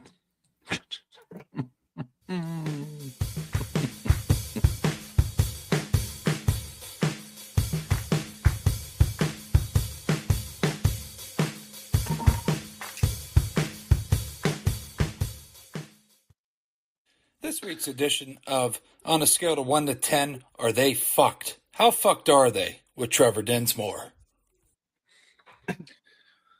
Protein shake's still getting to me, man. It's good though. On a scale of 1 to 10, are they fucked? Very much a variety of topics here. Not a whole lot of NFL news going on this week, but still decent bit lively in the sports world. Start in with the NFL topic that I have here. On a scale of 1 to 10, are they fucked? The chances of Chris Johnson's CJ2K, if you will, Chris Johnson's scrimmage yards record from 2009. He had 2,509 scrimmage yards, if you recall, lasting beyond the next 5 years. And I say this in light of the fact that the Falcons picked up Bijan Robinson's 5th-year option this week. He'll get $11.3 million this year. So doesn't necessarily have to be him, but that's what prompted the question. I'd say, God, he was so good too. Injuries didn't I get him. know. 8. I was thinking 6. Yeah. Okay. I don't think it's in like dire straits. The guy I'm thinking of is coming out of this fucking draft. That's why. I know. I was going to bring him up too. He might do it. Yeah. The level of athlete that he is, and if he's able to stay healthy for 17 games. Yeah. Bijan right now, I think that's current in the NFL. I think it's the guy that could get close. Yeah. Has the best chance. Yeah. Mm-hmm. I mean, Saquon got the closest recently. Yeah. But even then, I think was like, what, a couple 100 yards short or something? I can't remember exactly. He once sat that game out. Yeah. It could have come close. Could have come close to the rushing record too. But obviously his decision paid off. They won the Super Bowl that year. So Yep. I take the Super Bowl over the record. Mm-hmm. Yep. Oh, 1,000%. 1,000%. I'm not Cam Newton. I want Super Bowls. Yeah. I mean, I want MVPs too, but if it, I'd rather have the Super Bowl. Jeez. Team victory, you know what I mean? Yeah. Anyway. On a scale of 1 to 10, are they fucked? The chances of Doc Rivers finding relevance in the NBA coaching ranks again after his firing from the Milwaukee Bucks job. Once I saw that post on Instagram, let's see who it was from here. It loads for me. Oh, yeah, straight from ESPN, straight from Shams. Just reading through the comments on that. The first comment on there, it looks like it was the most liked comment as well. In all caps, God has answered my prayers. We are free Bucks fans. And the rest of the comments, thank you, God. Thank you for listening to my prayers. Should have did it before Dame left. Pretty much echoing the sentiment that they were sick of Doc Rivers. And yeah, I believe the Bucks were like 32-50 this year. Not great. Not great. There was that whole thing with Giannis and him. They wanted to rest him and maybe get a higher draft pick. And now Doc's out of there. So chances of Doc Rivers finding relevance as a coach again. 10. Whew. Just go to TV. He was on TV for a little bit before he started coaching. Yeah, just go back to that. Your one championship, right? He has one championship. Oh, it's Celtics, yeah. Yep. And that was in part 3 fucking Hall of Famers got you that. So, and the OG Big Three, yeah. He's fucked up every organization he's went to, Trevor. It's just. Oh, I know. I know. Oh, well. Because mine was one of them. The 76ers too. Yeah. Yes. Yeah. Yes. Went to the Clippers. He got us close, but he could never get us over the hump. Could never break through that glass ceiling, which, we still haven't broken through that glass ceiling. But I still don't know how Blake Griffin and DeAndre Jordan, how that fucking team that wins championship. Yeah. It baffles me. I mean, you had Kobe. Yeah, but still, Tim Duncan. Mm-hmm. Just later years. I mean, they're at the later part. I mean, you had fucking 2 young freaks in the paint. Mm-hmm. You can't formulate a game plan to fucking win with that. Not in the playoffs, evidently. So I was going to be nice and saying 8, though. I think it's highly unlikely. I don't think it's impossible if he finds the right situation and he finds the right fit schematically. But it's going to be a very niche fit with him because, you basically already,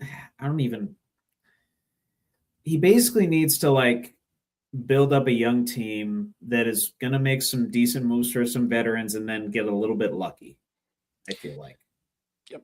Either that or just take over an already established team that has up-and-coming talent. They just need that coach to, get them to the next level, I guess. But still, hasn't been known to do that.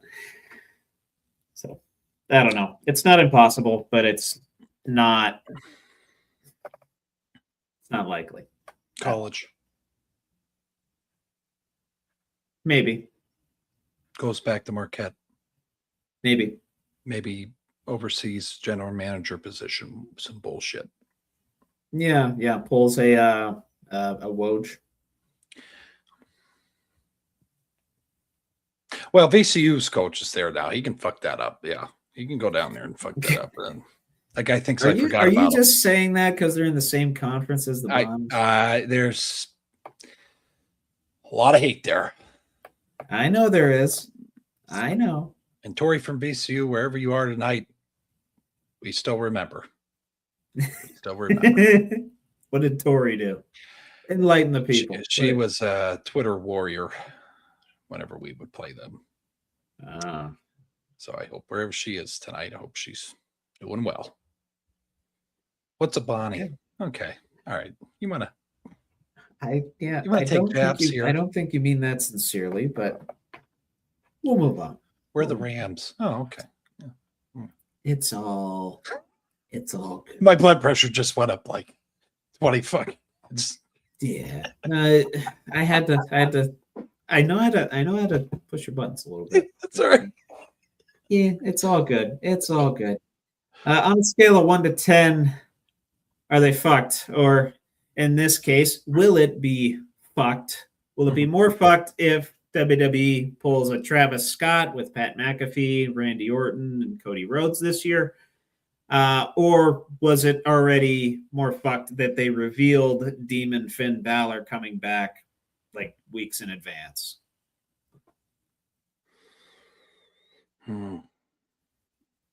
I know I'm kind of mixing past with future here, but if they pull the Travis Scott again, which is more fun? I say Finn. Should have waited on that. I'm going to go wait on that. Yeah. And then Scott, Trevor, I bitched it to you at length. A 10 if he comes back, because I swear to God, if it takes him fucking 2 minutes to walk down. I mean they're gonna pull a Travis Scott, but with Pat McAfee this time. Oh. Which one will be more fucked? And if you want to assign a number to both, go ahead. Yeah, 8 for Finn. Okay. 6 for Pat. I'm okay with that. I'm very surprised you went that direction, because I was at an 8 and 6, but in the opposite direction. Okay. I wasn't quite as upset as most of the internet wrestling community was that they revealed Demon Finn early. I think it adds somewhat of a layer to the story. Yeah. Regardless, I would have liked for it to have been a surprise, but yeah.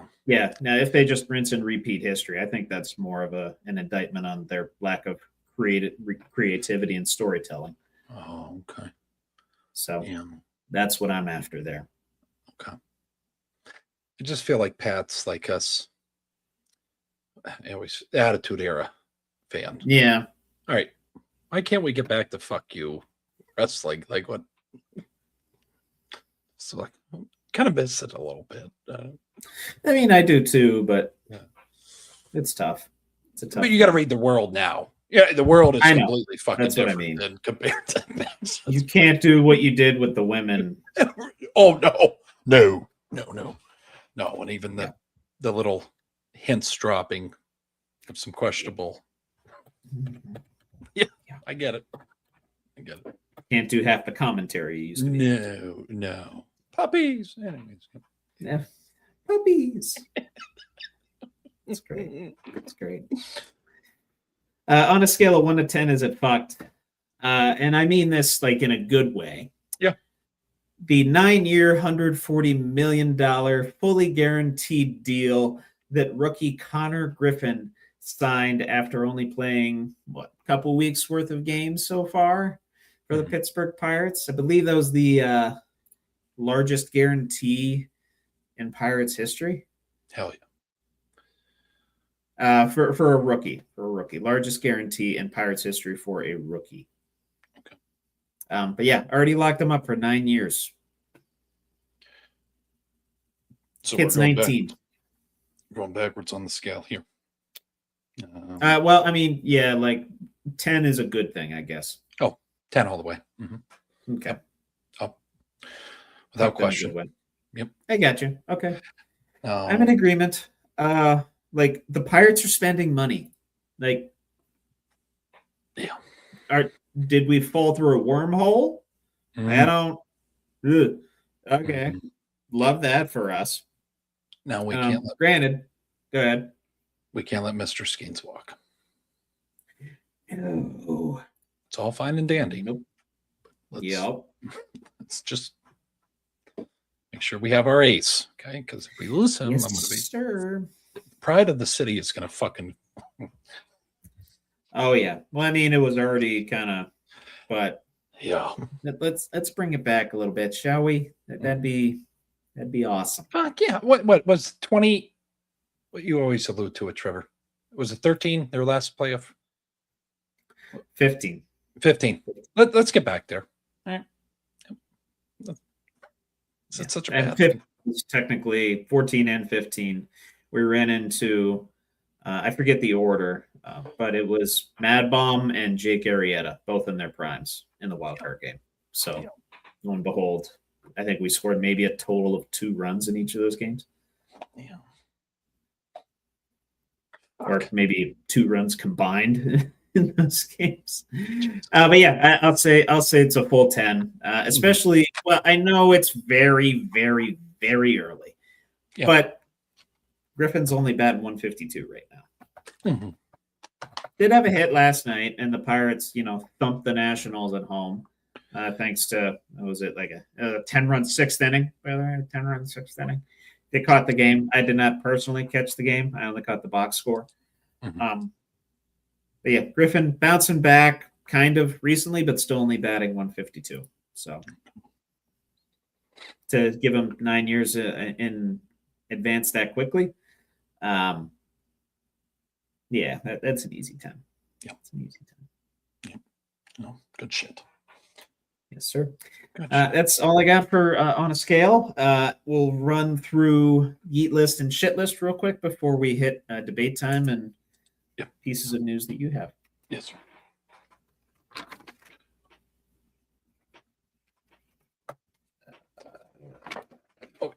Perfect. Oh, I totally forget. Yep, we're already on the other side of the Yeet List. So, yes, sir. Yeah. So this week's Yeet List comes with a little bit of a sour note. Dick Vitale, unfortunately, was diagnosed with melanoma once again.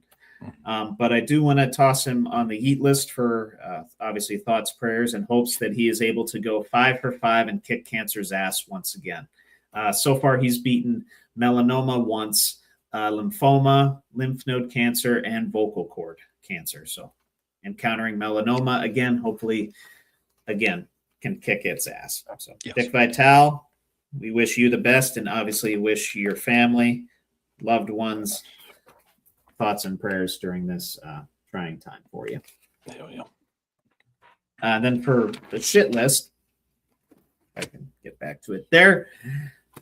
It's a piece of news that I just found absolutely hilarious. Head coach of the Columbus Aviators, Ted Ginn Jr., was picked up for a DUI in Texas, in North Texas earlier this week, and had to sit out a game while he was getting released on bond. And who had to fill in for the Aviators at head coach except Todd Haley? You remember Todd Haley, former OC for the Steelers, head coach for the Kansas City Chiefs. Looks like absolute crap now. Yeah, he don't look good. He really let himself go. But anyway, the shit list nod goes to Ted Ginn Jr. for the DUI. He was a spectacular player too at one point. Ted Ginn. Yeah, he was. He had a short prime, but it was a pretty epic one. Dolphins, also notably with the Panthers, I believe. Oh, Panthers. Okay. No, but figure it out, Ted. Because fucking Todd Haley looks like he was living in a van down by the river. All right. Wasn't nearly as clean shaven. Right. We'll keep him over here. Oh, fuck. We'll just go in the news, Trevor. Okay. No, sounds good, brother. Rip it. Yep. Just we'll bounce around here, get to the debate time, Sure. and then be a man question with Trevor at the end. But yeah, Zach Ertz immediately grabbed his knee after a crushing hit sent him flipping to the ground. The Washington Commanders tight end suffered a gruesome ACL tear in Week 14, ending his 13th NFL season prematurely. Ertz didn't want that image to be his final NFL snap as he eyes the 14th campaign. I don't want to be the last play that I have.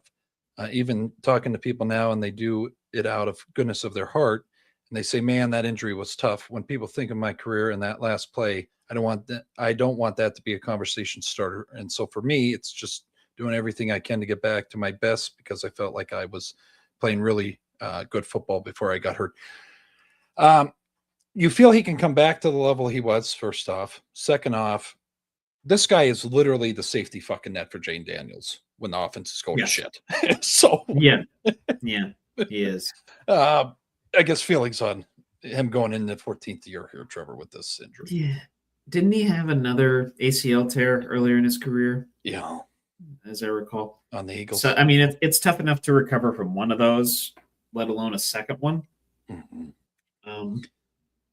And obviously, as recently as it happened, you said it was Week 14? Yeah.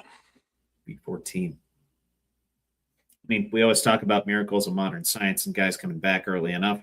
Mm-hmm. That's around the same time frame that Mahomes suffered his injury as well. Yep. And we're talking about Mahomes maybe coming back in like late October, November. I'm hoping the same thing for Ertz. Maybe they're both seeing the same doctor. Yeah. But maybe they're on both the same or a similar rehab program. Mm-hmm. But yeah, Zach Ertz, always been a stand-up guy, always been very involved in the Philadelphia, Washington, D.C. communities, whatever community he's a team for, he's going to be involved in it. Yeah, I have nothing bad to say about him. Just want to wish him well in his recovery. Hopefully he's able to come back, be that safety blanket for Jaden Daniels, thrive in that Washington Commanders offense, and obviously go out on his own terms. I want that for every athlete. Yeah. Yeah, especially a guy like Zach Ertz. Yeah, 35. We wish him luck. Fucking go get it there, Zach. But anyways, I knew this was going to be fucking talked about. Drake May and the England Patriots went from 4 wins to the Super Bowl in 1 year flip. Following an MVP caliber season, the quarterback is aiming to return to the big stage. Of the last 10 Super Bowl losers, half missed the playoffs the following season, including the past 2, 49ers and the Chiefs. Only 3 teams in history have lost the Super Bowl and come back to win the Lombardi the following season. And that was the 1970 Cowboys, 71 Dolphins, and 2017 New England Patriots. So do you feel they can get back to the game and win? I'm going to be very blunt and say no. Okay. I'm saying 9-8. Maybe. I'd have to look and see their schedule, obviously, when that gets released. Yeah. Because they're going to be playing a first-place schedule now. Mm-hmm. They're not going to be playing cupcakes. They're not going to be playing a 4-win, a very friendly schedule. Yep. Obviously, they'll still have their division opponents. They'll have the Jets and Miami and the Bills to contend with, which they'll be able to hang with the Bills. They'll give the Bills fits. They usually do. And Vrabel's going to have them coached up well enough where they're going to stay in a lot of games that perhaps they shouldn't or people don't expect them to. Do I think they can get back to win the Lombardi? No, not this year. I think we see a little bit of regression from Drake May.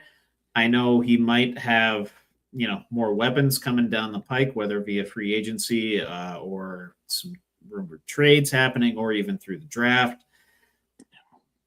But yeah, it's going to be tough. It's going to be tough. They'll have to beat the easy schedule allegations from last year. And I don't know if that team is going to be able to do it. If it's going to be done, their defense is going to have to carry them even more than they did last year. Yeah. Yeah, no, good points. Yeah, we'll see what the hell the Patriots can do. But what do you think? Do you think they make it back? Fuck no. Fuck no. Okay, no. I was nice and I said no. You just said fuck no. The weapons, I just I don't know who they have. Stefan leaves. Yeah, Stefan leaves. Hollins is. I mean, they got who they got? Hunter Henry, Dobbs. That's who they acquired was Dobbs, Romeo Dobbs. Yeah, Romeo. That Booty was really good toward the end of last year. They still got Matt Collins, Ramondre, and Travion. Yeah, they just don't have that one. I mean, Romeo. Yeah, you need that number one guy, right? Stephon Diggs was kind of that, but then again, it was tough for him to get targets, and there was the off the field issues. Mm-hmm. Yeah, but we digress. Yeah, good luck to everybody. But anyways, going over. So an interesting guy that doesn't usually get on the microphone for the Pittsburgh Steelers. Little backstory on him. Mike Tomlin was the only NFL head coach that looked at Jaylen Warren and gave him a chance. Warren, who signed with the Pittsburgh Steelers as a 2022 undrafted free agent, played 4 seasons under Tomlin, just a small portion of the 19 years the Steelers head coach had. But he's talking about the situation when Tomlin got fired. He said, personally, it sucked. It was, he wouldn't say traumatizing, but it hurt him deeply because this guy gives him a chance and then he, in a sense, quit on him, gave up, whatever the fuck people want to put out there as a narrative. There was that bogus story. I mean, he stepped down officially, but behind closed doors is behind closed doors.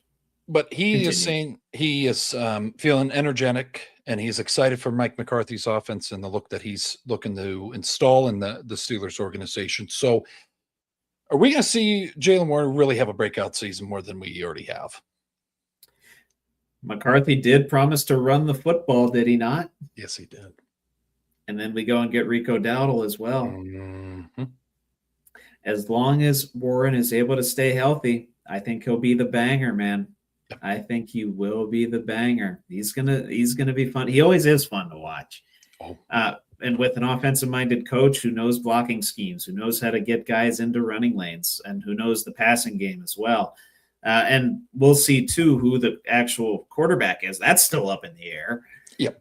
Whether we're going to be more of a run-oriented offense or a pass-oriented offense. If Howard's in there, you probably got to figure we're going to lean on the run a little bit more. If Rodgers is in there, you got to figure, okay, we're going to utilize our outside weapons. We're going to utilize DK Metcalf.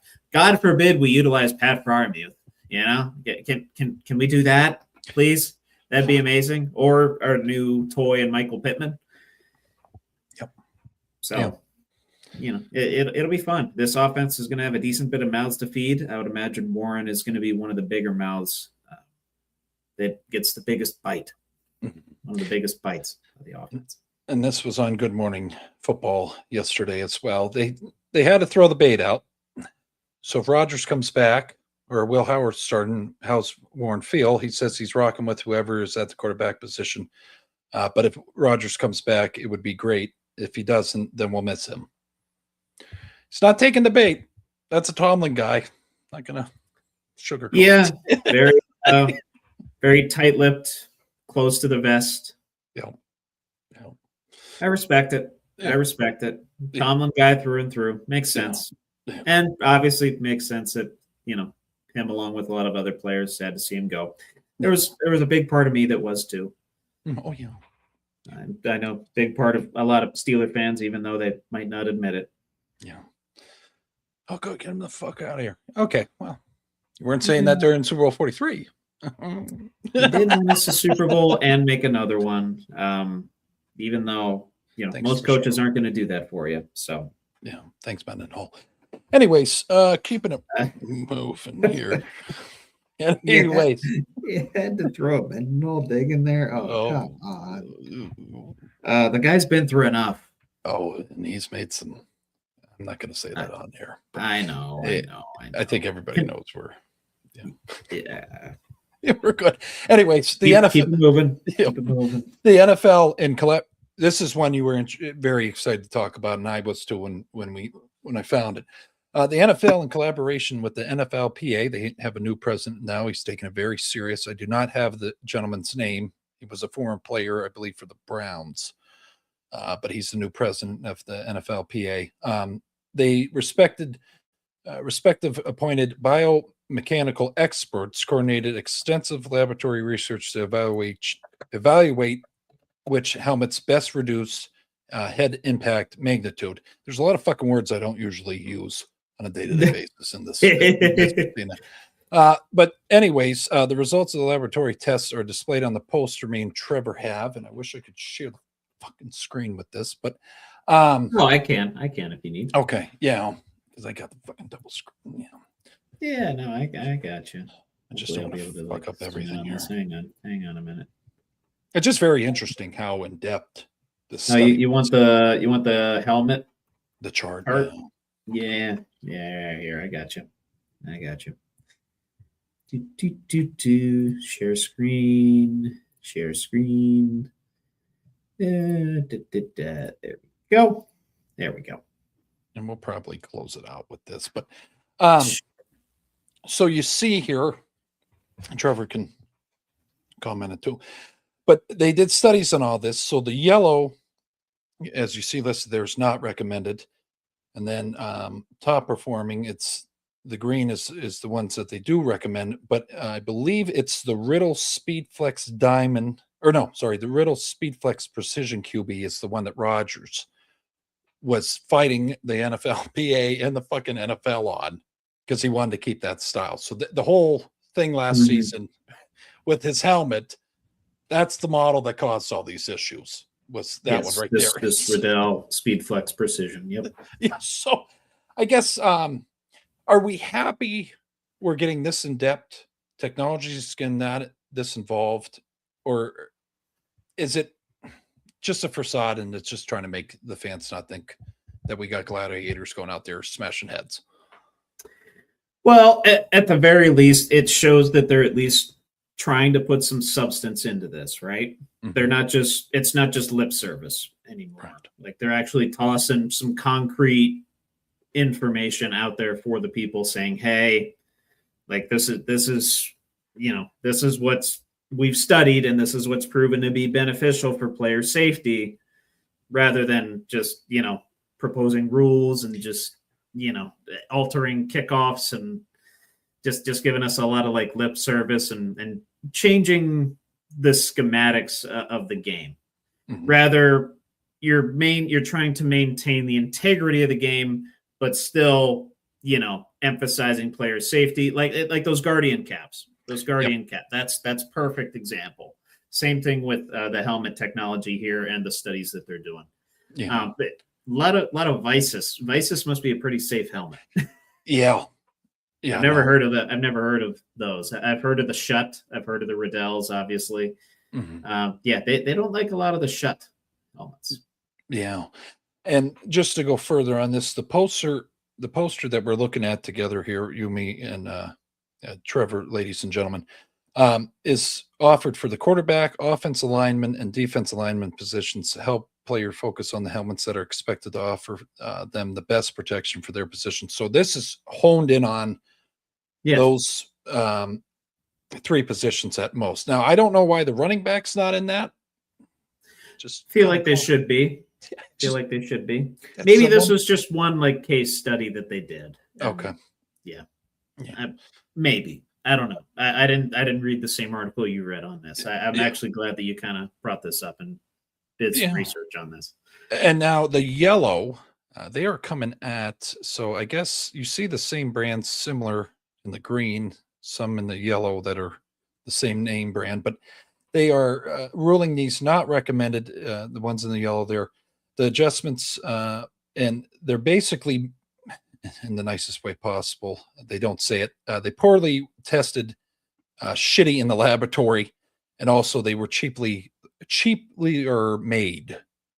So the components of the helmets with major contact, the padding would actually come in. It wasn't resisting the actual impact. So that it was very detailed. Like, so they're saying the yellow the guy's actually fucking feeling the shit out of that. It's not like Oh the yeah, yeah. So that's actually concerning. So potentially last season, Trevor, some people were wearing the yellow and we're getting fucked up in essence. Yeah. Well, I mean, you're playing a high level, high motor contact sport. There's always a chance of that with any helmet that you wear. But Right. Yeah, it makes me a little bit concerned about Rodgers, but at the same time, player safety is also a player responsibility. You have to watch out for yourself. You have to, play the game as safely as you can, but still how you know how to. Yeah. There's some certain individuals that I could name that I'm thinking of in my head that need to take that advice, but Right. for the sake of just, I'll just keep those thoughts internal. Yeah. Maybe we can talk about it after. But yeah. Like I said, I love that they did this. I love that they tossed this out there. And I love that they just kind of said, hey, this is what we think is best. Yeah. Do with that what you will, NFL players, NFL fans. So they did open. I want to hear your feelings on this because this is where it could get a little Sure. choppy, and I think Sure. you and the viewers could call for questions here. They will Sure. give the models that are in the yellow a second opportunity in laboratory if the changes that they want are efficient enough. Okay. Are you a little nervous about that? Like, are they going to just pass them? You know where I'm going with that. It's money talks. No, I know. Yeah. So let me ask you, answer your question with a question. Yeah. Are they just like, they're not outright banning the ones that are in the yellow, right? Yeah. There needs to be some adjustments made to the models. Oh, otherwise they're just out? They're out. Oh, okay. Now that I understand that. Yeah. So Rodgers might not get his helmet back. Okay. Yeah, because they gotta completely go back to the drawing board for these models. I got yeah, and enhance some of the some of the external armor, the internal padding, chin strap, whatever. Yeah. Yeah. It was even about the placement of the face mask that they were. Yeah. The guys, Oh yeah. So there's a lot going on. Sure. In this fucking shit. Yeah, I was gonna say probably a lot more complicated than even I'm thinking about right now. But yeah, okay. Now that you leave that out there, okay, that's interesting. Eyes can poked out. That's very interesting. So you want my feelings on like they get a second opportunity? Yeah. I mean I think that's fine. Just for the sake of like giving the players perhaps some of a say in it, and if they want to continue wearing, I know we keep going back to Rodgers. If he still wants to wear his Speed Flex Precision QB helmet, he'll get at least like definitive proof that, hey, this isn't as safe as the other models. So like that's one thing. And second thing is still gives them an opportunity to move up into the green. So some of the players, their game won't be altered, because in my limited time as an athlete, when you change your equipment, like there's a bit of an adjustment there.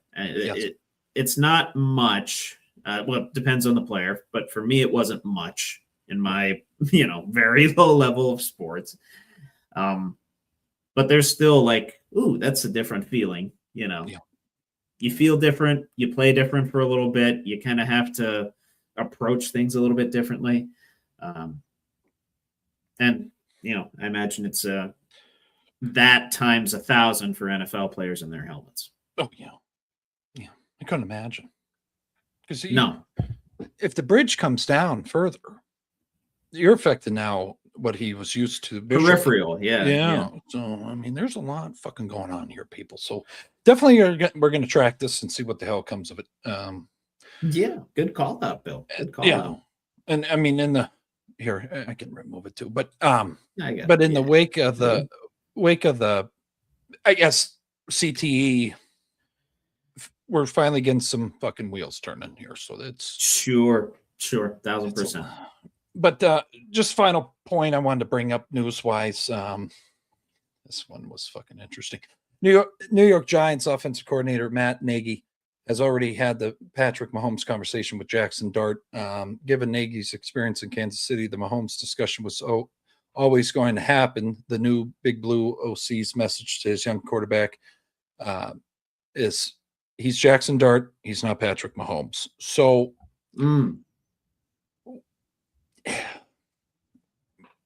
is there high expectations now that Nagy coached up Mahomes and now he's coaching up second-year Dart? I don't know if it's an expectations thing. I think it's just the question just naturally begs itself, right? When the guy that coached up the best quarterback in the NFL right now goes to another place, and then he coaches up a nice up-and-coming quarterback that did pretty well his first year, even though the team didn't do great. And like you said, does have some expectations to him, right? You know, he showed some flashes. He showed a lot of moxie last year, and that's expected to carry forward to this year. But I think the context of that conversation was like, okay, how much is he like Patrick Mahomes? If I'm understanding how the reporter meant it. Like, of course, he's not Patrick Mahomes. There's only one Patrick Mahomes, just like there's only one Jackson Dart, was essentially Nagy's answer. You know, Nagy's going to have to work with the talent that he has and work with the quirks and characteristics of Jackson Dart versus Patrick Mahomes. It's a two-way street in that sense. Now, does Nagy have the tools to coach him up to where Dart can become, say, a top 10 quarterback this year? I could see that happening. Yes, I really could. As long as, you know, Neighbors stays healthy, as long as a lot of the weapons that they have stay healthy, if they get somebody in the draft, the Giants could be a decent team to watch this upcoming year, especially with, you know, the Eagles maybe regressing a little bit. We don't know what the Commanders are going to do. You know, it could be fun to watch. Could be fun to watch all that unfold. Does Nagy have pressure on himself? So let's say, because now he has the image. Oh, you coached Pat. Did Pat make you look good? Or did you make Pat look good? Do you think that's playing in his persona? Could be. Coach? Okay. Could be. This might be a storyline down the road. That's why Well, I mean, there's a lot of things that Nagy can coach, but there's also a lot of things that Patrick Mahomes did that you really can't coach. Right. I would have to argue it's a little bit more of Mahomes making Nagy look good, but obviously Nagy was the one that kind of gave him the freedom to say, hey, if you need to do this, go for it. Right. I imagine he'll give Dart similar freedoms, which Dart will do what he wants to do with it. It's up to Dart to grow as well. Like I said, two-way street. Yeah. No. Dart just needs to slide. Cannot. That I agree with. Yeah. He just needs to fucking slide. I mean, at one point we were telling Mahomes and Russell Wilson and those guys to slide. So, Josh Allen. I'm still telling him sometimes. Still trying to figure it out. I know. But we'll go over to debate time and then we'll close it out with Be a Man here and call it a day. But all right, sweet, brother. Sweet. Love it.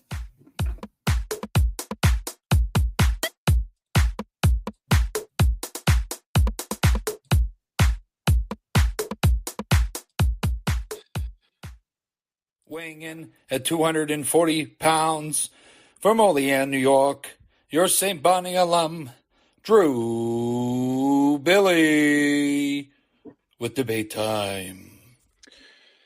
As usual, 4 questions for me and Trevor to dissect, a little mixture of some interesting questions here. What do you feel is going to be the biggest surprise NFL draft night? That someone other than the Dallas Cowboys will trade up. Okay. And if I have any sort of inkling as to who's going to do that, I mean, I did mention the Lions doing it. I could see that easily happening.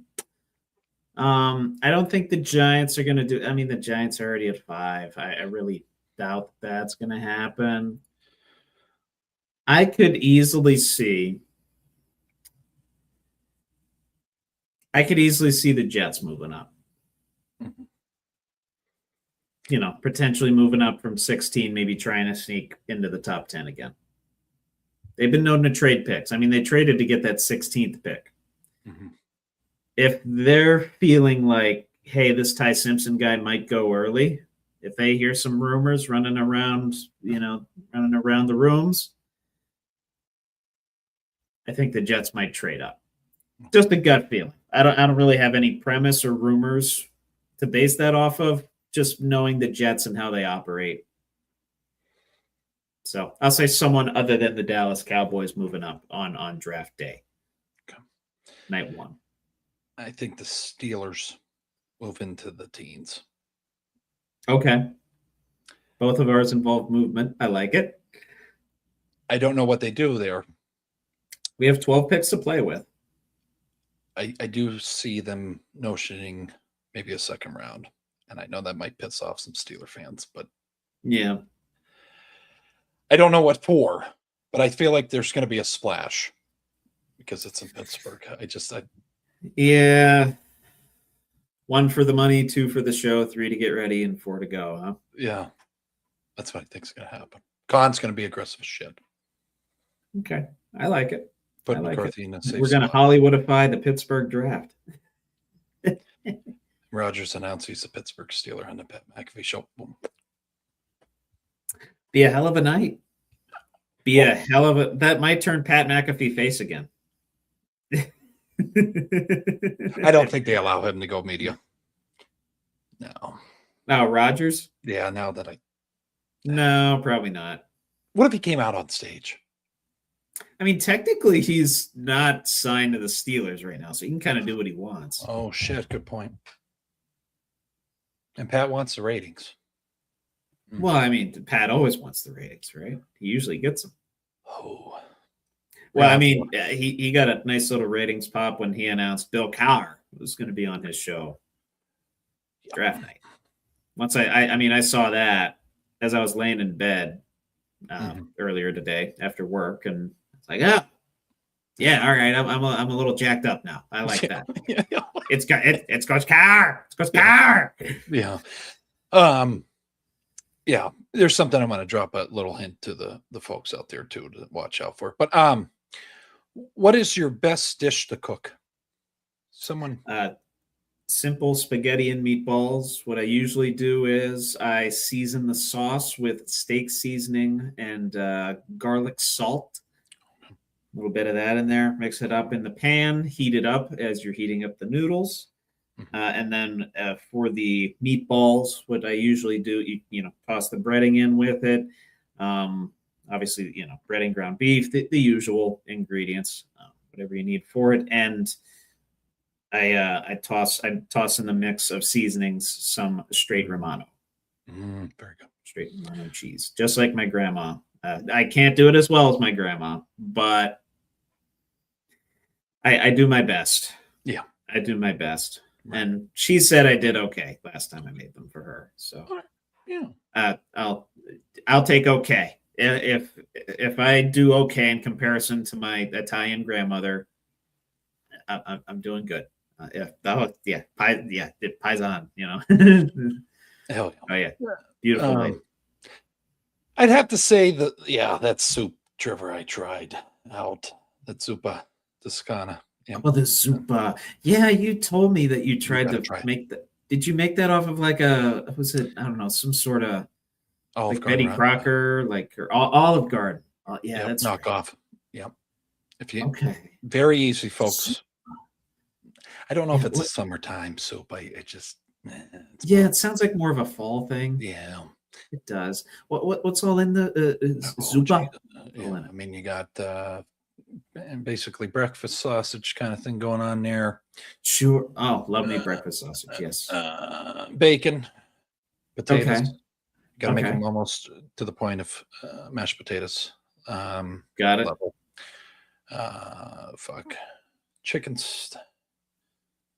I'd have to look it up again. Fuck me. Kale's in it. Is it chicken stock? I think it might be chicken stock. A couple of those. Okay. Might be cream cheese. I got to look it up. I got you. I got it written down somewhere in the fucking. I got you. Yeah, no worries. It's No good worries. though. People make it. Zupa. Yeah, look up Zupa, Olive Garden. It's Zupa. very good. It's very good. But yeah, I might fucking make it. I might fucking make it. I'm not gonna lie. But who was the best front man for the WWE? What do you mean by front man? Exactly. You look back, you think WWE, you think of this guy. Back, think of WWE, think of this guy. It could be current. I tell you, who is a very underrated frontman because he had to follow Hogan in the steroid trial and all that crap, and obviously deal with Shawn Michaels in the 90s. Yeah. A very underrated one that I want to give a nod to and appreciation to. The best there is, the best there was, and the best there ever will be. Bret the Hitman Hart. Yeah. Multiple-time WWE champion, Royal Rumble winner, very consistent in the ring all across the board. That delivered some of the best matches in a time where WWE, a lot of the characters were kind of cartoony, made after like American Jobs, and obviously a frontman in a transition where you go from these big hulking giants and pretty, stiff wrestling to more athletic, to more technical, to more fast-paced wrestling. So I'll give Bret Hart a nod for that one. Yeah, I just got Stone Cold. You got, of course. Some would even throw the Road Warriors out there. Some fucking old heads. I gotta go Undertaker. Oh, yes. Yes. Excellent selection. I mean, it might be easy cop out, but fuck. I mean, 20 years or plus, maybe. Fuck, I don't. Close to 30, yeah. Close to 30 of active in ring. Mm-hmm. Yeah. When I see him, it's just, okay, it's fucking Undertaker. He's in an interview, not in any of the costume. Well, there he is. It's not Mark. It's the Undertaker. Yeah. I just got to share this. They did some documentary on him. Yeah. He was so fucking into it. They said that he wore the costume out for groceries. Like he was so invested. Like Michelle. Oh yeah. He wore like black clothing. Yep. Kept the black long hair, stoicism. Yeah. Oh yeah. Back when kayfabe was alive and well. Mm-hmm. And he said the documentary they came out with on Netflix. He was against that. He was not. And then when Triple H and them all hugged, that also pissed him off because he's like, well, "What the fuck are we doing here?" Because he took it so serious, Trevor, back in the day. Yeah. I got you. Yeah. But anyways, what is the greatest advice for a sports fan? Ooh, greatest advice for a sports fan. Oh God, there's so many pieces of advice. This is going to sound weird to say on a sports podcast, but don't take it too seriously. Take it seriously enough to where you're emotionally invested, to where you maybe go with the ebbs and flows of your team's season, decade-long journey, or 14-year playoff drought. But don't let it be a determinant of your emotions, like for an entire week, like sometimes that we do with the Steelers. Yep. If they lose in a bad fashion, like Monday's gone and Tuesday's already a loss. Like that's just kind of how it goes. So yes, we have to take my advice here a little bit and say, don't take it too seriously to where it ruins other parts of your life. Still invest in it, still be passionate, still be emotional, still be involved. But, it's just one part of your life. Don't let it affect the other parts. Yeah. No, probably best advice I can give is probably don't always take the money line on your team. Okay. That's a good one. That's a really good one, actually. I've done that many times. Because I think there's more pain. If they lose, they don't cover the spread or whatever the fuck. That's just Jalen an Warren extra, doesn't get all the rushing yards you need him to. just an extra fucking punch in the face. It's just, Yeah. if you're not sure, skip over that one. Go on to the other games that you are emotionally invested in, because that also just adds to the fucking stress every season. So, Indeed. Yeah. Indeed. But yeah, no, that's all I had for debate time. We'll close it out with Be a Man with Trevor here. All right. Awesome. Yeah.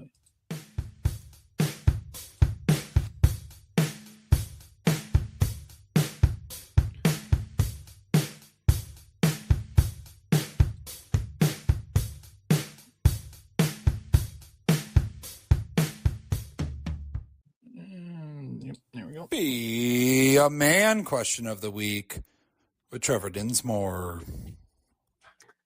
I need to get me that flag. I know. That's fucking badass. Man flag. Fucking It's hanging great. somewhere in here. Yeah. Fucking love it. I fucking love it. So, debate time question. We talk about music quite a bit on here. Different genres of music. Talk about rock and roll, rap, some country music from time to time. But did want to talk about a different element of music in our lives. How much are your mood and emotions affected by the type of music that you listen to, and what role does music play in that regard? Is it more of a conductor of your emotions, or is it like a result of your emotions, or is it just to get you in a flow state? I play all music that reminds me of some point in my life. Okay. So if I play Kid Cudi, someone hears me play Kid Cudi, I'm going through some shit. Okay. That's yeah, understood. Mac Miller, we're in a good mood. We're fucking hanging out. We're vibing. Yes. Yeah. Sublime gets tossed in with Mac. I know that's fucked up collaboration there. But then rock. Yeah, I'm looking to party. Yeah. We got 80s Understood. going, 90s. Yeah. Ripping it. Love it. But I think music is just I don't know. I think it's in a sense it's my conductor. Like if I'm on a road trip, I gotta have fucking music or I'm gonna. Sure. Yeah, you know where that goes. But yeah, so that's just Understood. Yeah, I'd say it's my conductor. I do. Yeah. Okay. Yeah. Okay. Yeah. So it leads you to an emotional. You listen to it to get to where you want to be emotionally. Yeah. Okay. That's interesting. If you catch it during the card show, there's some. I'm trying to fucking be upbeat because I'm fucking come on, let's go. Oh no, I understand. Yeah, some of those it takes a few minutes to get going. I've been in those. Been in those, and then you have to play a banger of a song to get it going. You see it change when we're on the home stretch. It's like, all right, party time. Fucking. Yeah, let's go. Let's run. Get all the breaks done. Yeah. get all the slots filled. Yeah. I hear you. Yeah. So yeah, similar to you, I listen to music to get into a certain emotional state, but lately I listen to it. I listen to it a lot at work to get into a flow state. If I'm listening to 2010s, 90s, and modern country music that I've listened to a bunch, but still, occasionally a new song or a new artist will pop up. Mm-hmm. It just gets me in a flow state to where I still, I'm absorbing the music, and a lot of it's pretty chill. Country music's about drinking beer, women, love, all that, this, that, and the other thing. Stereotypes exist for a reason. But it just gets me into a nice flow state, nice, calm, focused flow state until somebody, ruins it by calling me on Microsoft Teams. Right. Yeah. So yeah, I would say it's a bit more of a conductor as well to my emotional state. But there's a lot of times where I'm kind of feeling down on myself, and then I listen to a sad song. That's when it gets to the negative emotions. Then it's more of like a result of my emotions, what I listen to. So, Yeah. But during the good times, during the usual normal parts of the day, even when I exercise, listen to a lot of like rock and roll, rap to keep that flow state going. Yep. Good shit. So, yeah. Nice little conversation, nice little question to end it. A little bit different, not as deep like emotionally, just kind of introspective still. Yeah, good shit. No, yeah, I hope everybody enjoyed this episode as much as I did. I hope Trevor did too. Great conversation as always. Anything for the people out there, Trevor, to look forward to? Get ready for next week, ladies and gentlemen. Yeah. We got Mania on Sunday. We got the go home show for the NFL draft on Tuesday, and then of course the draft shindig on Thursday. We'll be running 3 shows. It's going to be a full week for all of us. May or may not take a hiatus after that for a week because we'll be so burned out. Yeah. TBD, we'll let you know.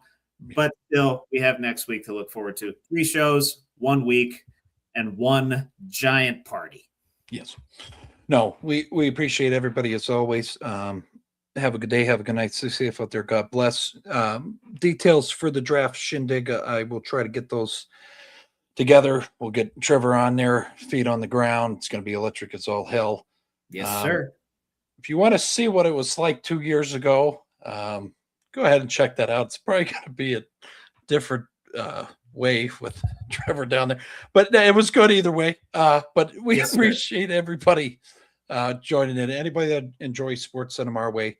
And also, can't stress this enough, you're going to see some analysis and actually see what the hell's going on kind of down in Pittsburgh next Thursday with your boys here on Buckle Up with the Boys Sports Podcast. But we can't stress enough, subscribe, like, and comment, and we'll see you we'll see you Sunday.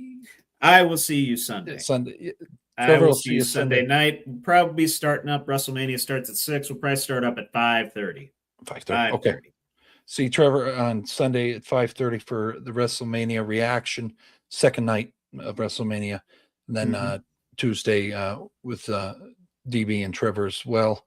And then draft night on Thursday. So, we're going to get all these scheduled. So make sure to hit the notify me button, the bell on all the episodes. But have a good night. Thank you, guys. God bless you all. Peace. If I can find it.